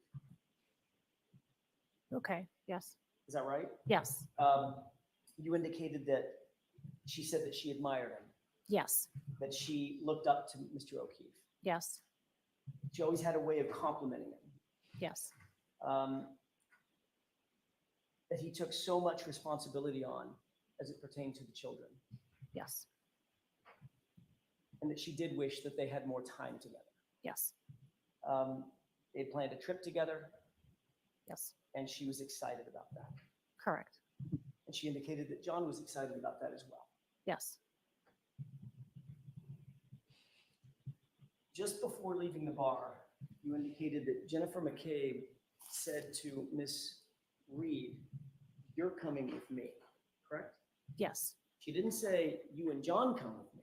no, correct, That was directed just to Miss Reed. yes, You're familiar with the town of Canton generally? yes, You know that the distance between the Waterfall Bar and 34 Fairview would be maybe 5, 6, 7 minutes drive. probably, So just after these statements were made, they went to 34 Fairview. 5 minutes later, 7 minutes later, they'd be sitting in front of 34 Fairview, correct? correct. Thank you. That's all I have. Okay. All right, Ms. Cole, anything? Just very briefly, Your Honor. So Mrs. Kolokithas, with reference to your relationship with John O'Keefe, as far as what you were relaying was what the defendant had said to you at the bar that night, correct? Correct. And fair to say you didn't have any conversation with Mr. O'Keefe in reference to relationship or trips or anything like that? Not that night, no. And as far as your relationship with Mr. O'Keefe is, do you have any sort of discussions at any point in time about sort of his relationship with Miss Reed or anything going on in that relationship? He didn't tell me personal things, no. You didn't have that type of relationship, correct? Correct, And this time out on January 28th, that was the first time that you had been out socially with the defendant, Miss Reed, correct? correct. And so as far as what went on behind sort of closed doors at their home or anything like that, you didn't know anything about it? I did not know. Nothing further.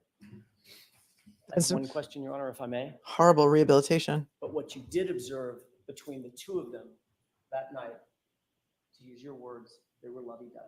They were. Yeah. Ms. Kolokithas, you are all Thank set. you. Thank you, Your Honor. Way to close that one out. AJ, smooth as butter. So it's quarter nice and council for just a Oh, minute. it's quarter to 4. Feel free to stand. It's happy hour. It's time for happy hour. Discuss this case with anyone. Don't do any, okay, so please do not discuss this case with anyone. Don't do any independent research or investigation into the case. If you happen to see, hear, or read anything about the case, please disregard it and let us know. Are they going to argue the McLaughlin issue? Sure is closing your notebooks and leaving them on the chairs. Gather your belongings. Follow me. All rise. Hurry up, please.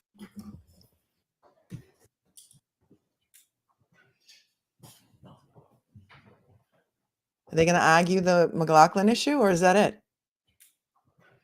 That's it? Okay, well, that was a whole bunch of nothing today. Wow, let's go to the chat because we have a lot of questions. We have so many questions. Like, what did we just watch? Why did we come here today? I'm so glad that we were all together for this because if I tried to tell anybody about what happens today, nobody would believe me. But I know you'll believe me because you were all here with me for the whole entire thing. Sandy B, thanks for the super chat. How many convicted people by evidence from the Canton PD will now be filing for their convictions to be overturned? The answer to that is all of them. All of them. My opinion. Just my opinion.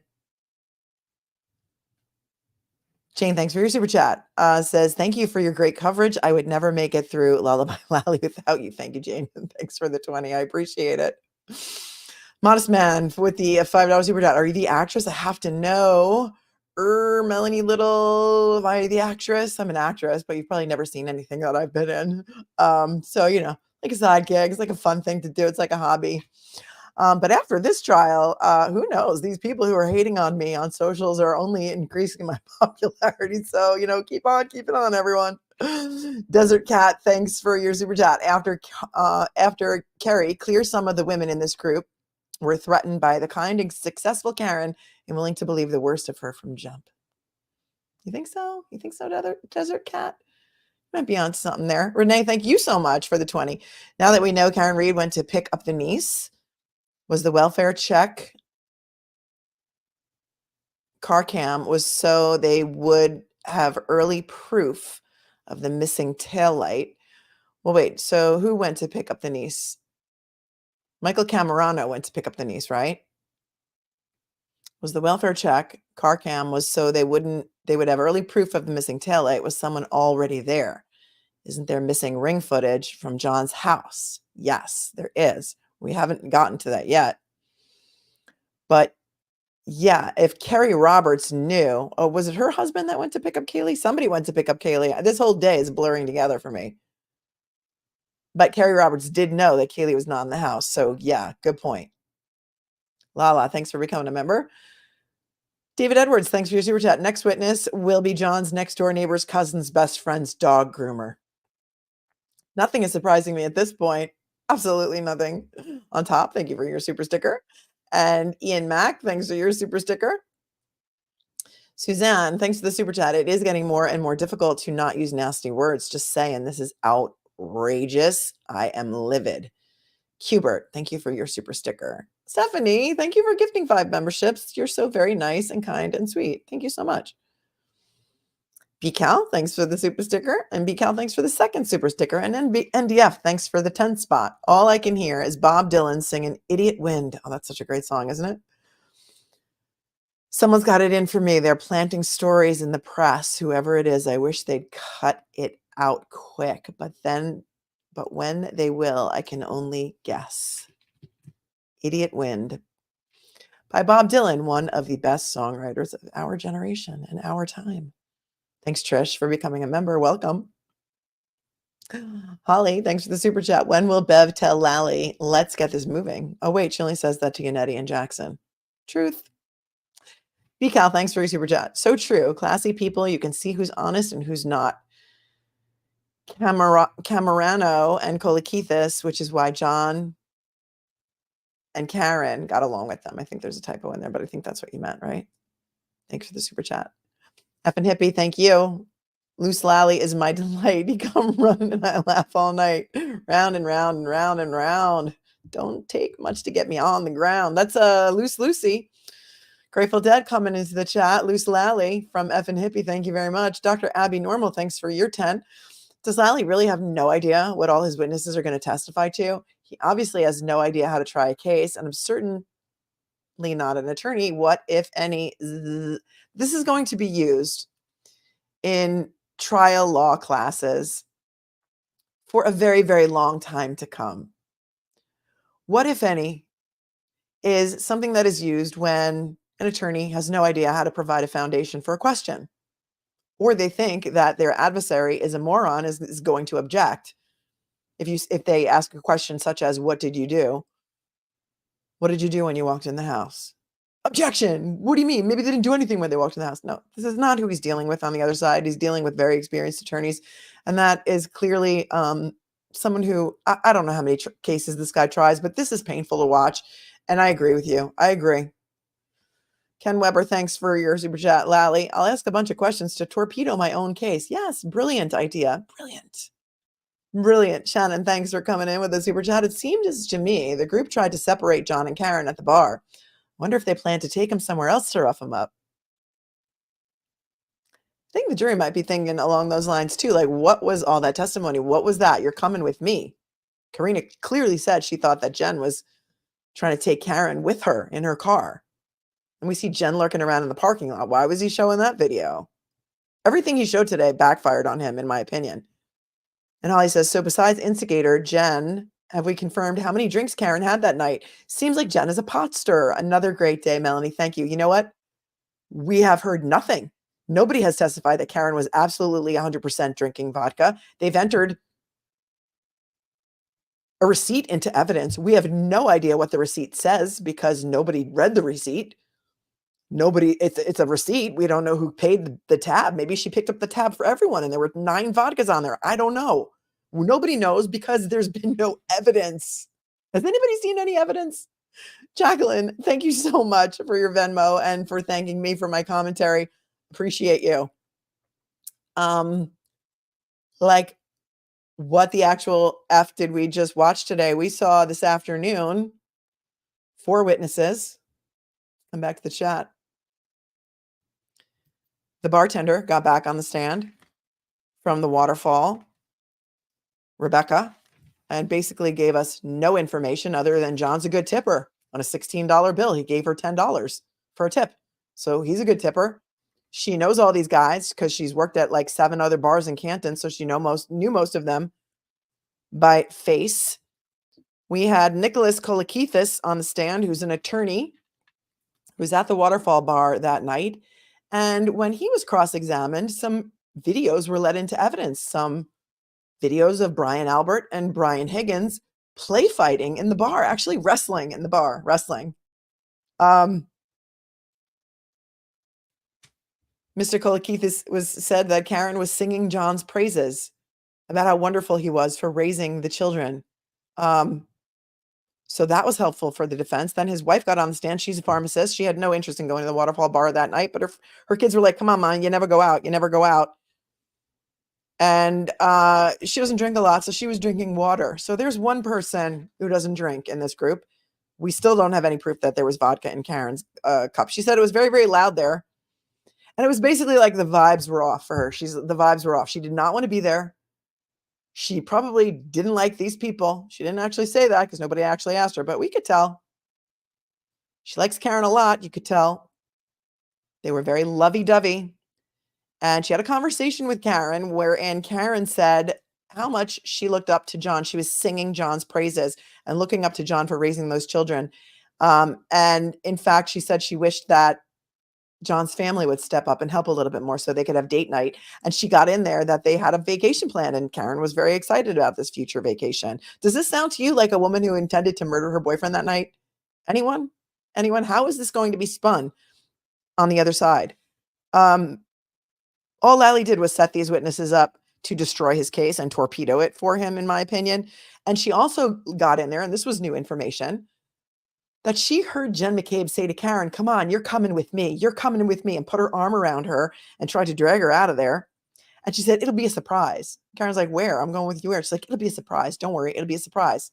Very weird and very interesting testimony from Karina Kolokithas, in my opinion. She also said they were lovey-dovey and they were hugging. And she said it would only take 5 to 7 minutes to get to 34 Fairview from the Waterfall.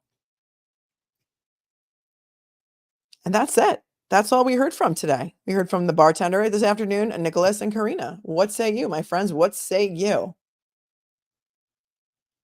And then the jury was excused before 4 o'clock. And then we've heard no argument about Katie McLaughlin and whether or not she perjured herself and whether or not these new pictures are going to come in. Is that it? That's the end of the day? Let me see if anybody has any more information for me. So, I don't know. Very interesting. New Microdots video. Okay, Kimberly. see what we have here. We love microdots. Oh, the play fighting video. Oh, Kimberly, you're awesome. Who wants to see the cleaned up play fighting video? Anyone? Anyone? Bueller? Anyone? If you're not already subscribed, go subscribe to Microdots on YouTube. Microdots has done some amazing work cleaning up audio on a lot of these videos and also making some videos that are showing some of the evidence.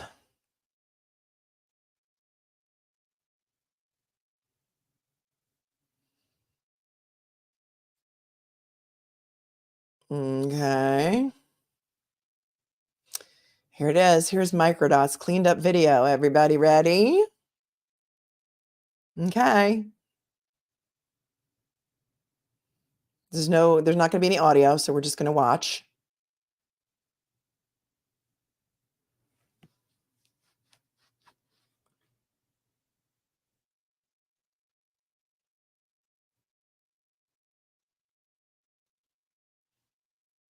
Okay. 11:47 p.m.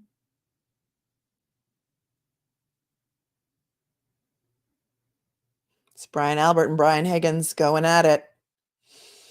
They're just hoping we forget about it.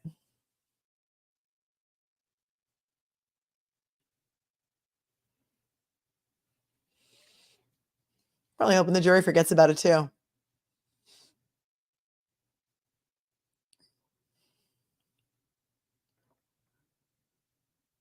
Just wow. Just wow.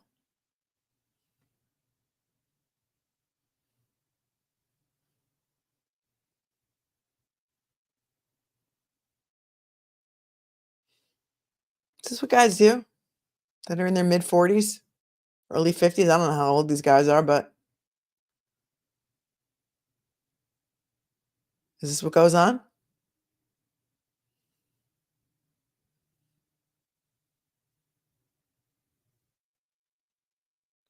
This is right before where they're seen leaving at what time?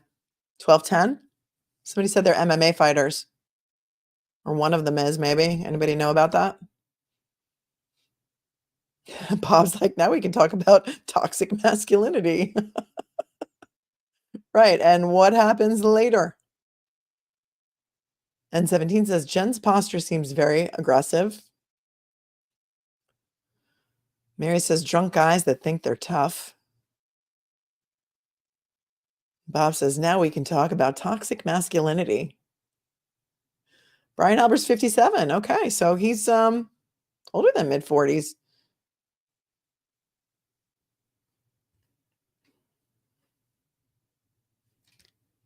They're huge compared to John. Says my father's keeper. Robin Mills, sorry, says Brian Albert is a trained MMA fighter.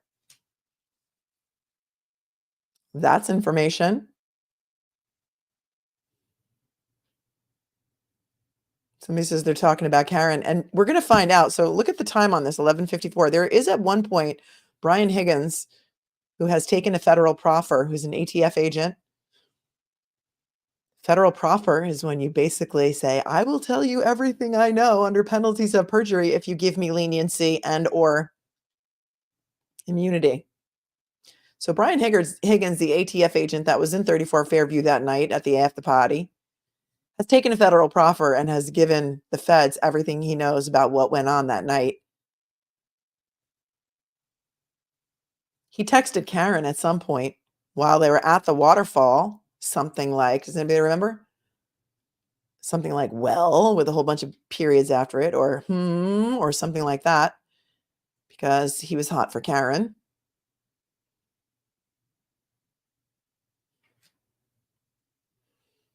Somebody's like, what children? What does it say on the back of his jacket? I need to know. And there's a puffy jacket to the left, or a puffy vest. Is it a vest or a puffy vest or a puffy jacket? That's what the text said from from Brian Higgins to Karen. Or well, yeah, well.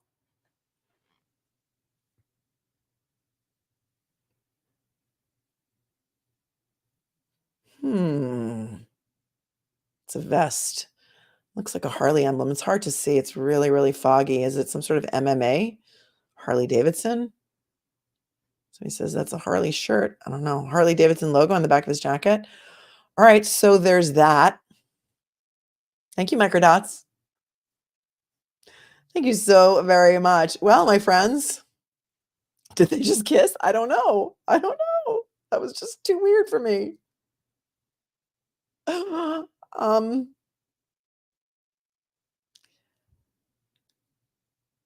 don't know. Any pressing questions before we say goodnight and see each other again tomorrow for what's today? Today's Wednesday. Tomorrow's a half day. So tomorrow court will be from 9 to 1. My moderators, I love you. You guys are amazing. You kept the chat so classy today, and you guys rock, completely rock. Thanks to my members for wanting to be members of my channel. And thank you to everyone who comes in here and is so very generous with your time and your donations and your super chats, and for being so kind to other people in the chat.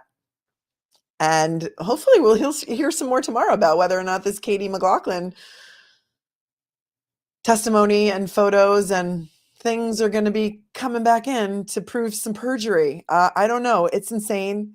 This is insane. Hang on. It's going to be a bumpy ride. We're still on the roller coaster that is the Karen Read trial. And if anybody feels like vomiting, you're not the only one, is all I can say. So I will see you tomorrow. I'll put it up later. It'll be a little before 9 a.m. As usual, it feels like a Tuesday. It is Wednesday. So tomorrow, 9 to 1, we'll be doing one show tomorrow all the way through. Can't wait to see you guys in the morning. Bring lots of coffee because you're going to need it. And remember, my friends, like I always say, be cool, be kind, be classy. It's not hard. Really, it is so not hard. Peace. Have a great night. Breathe.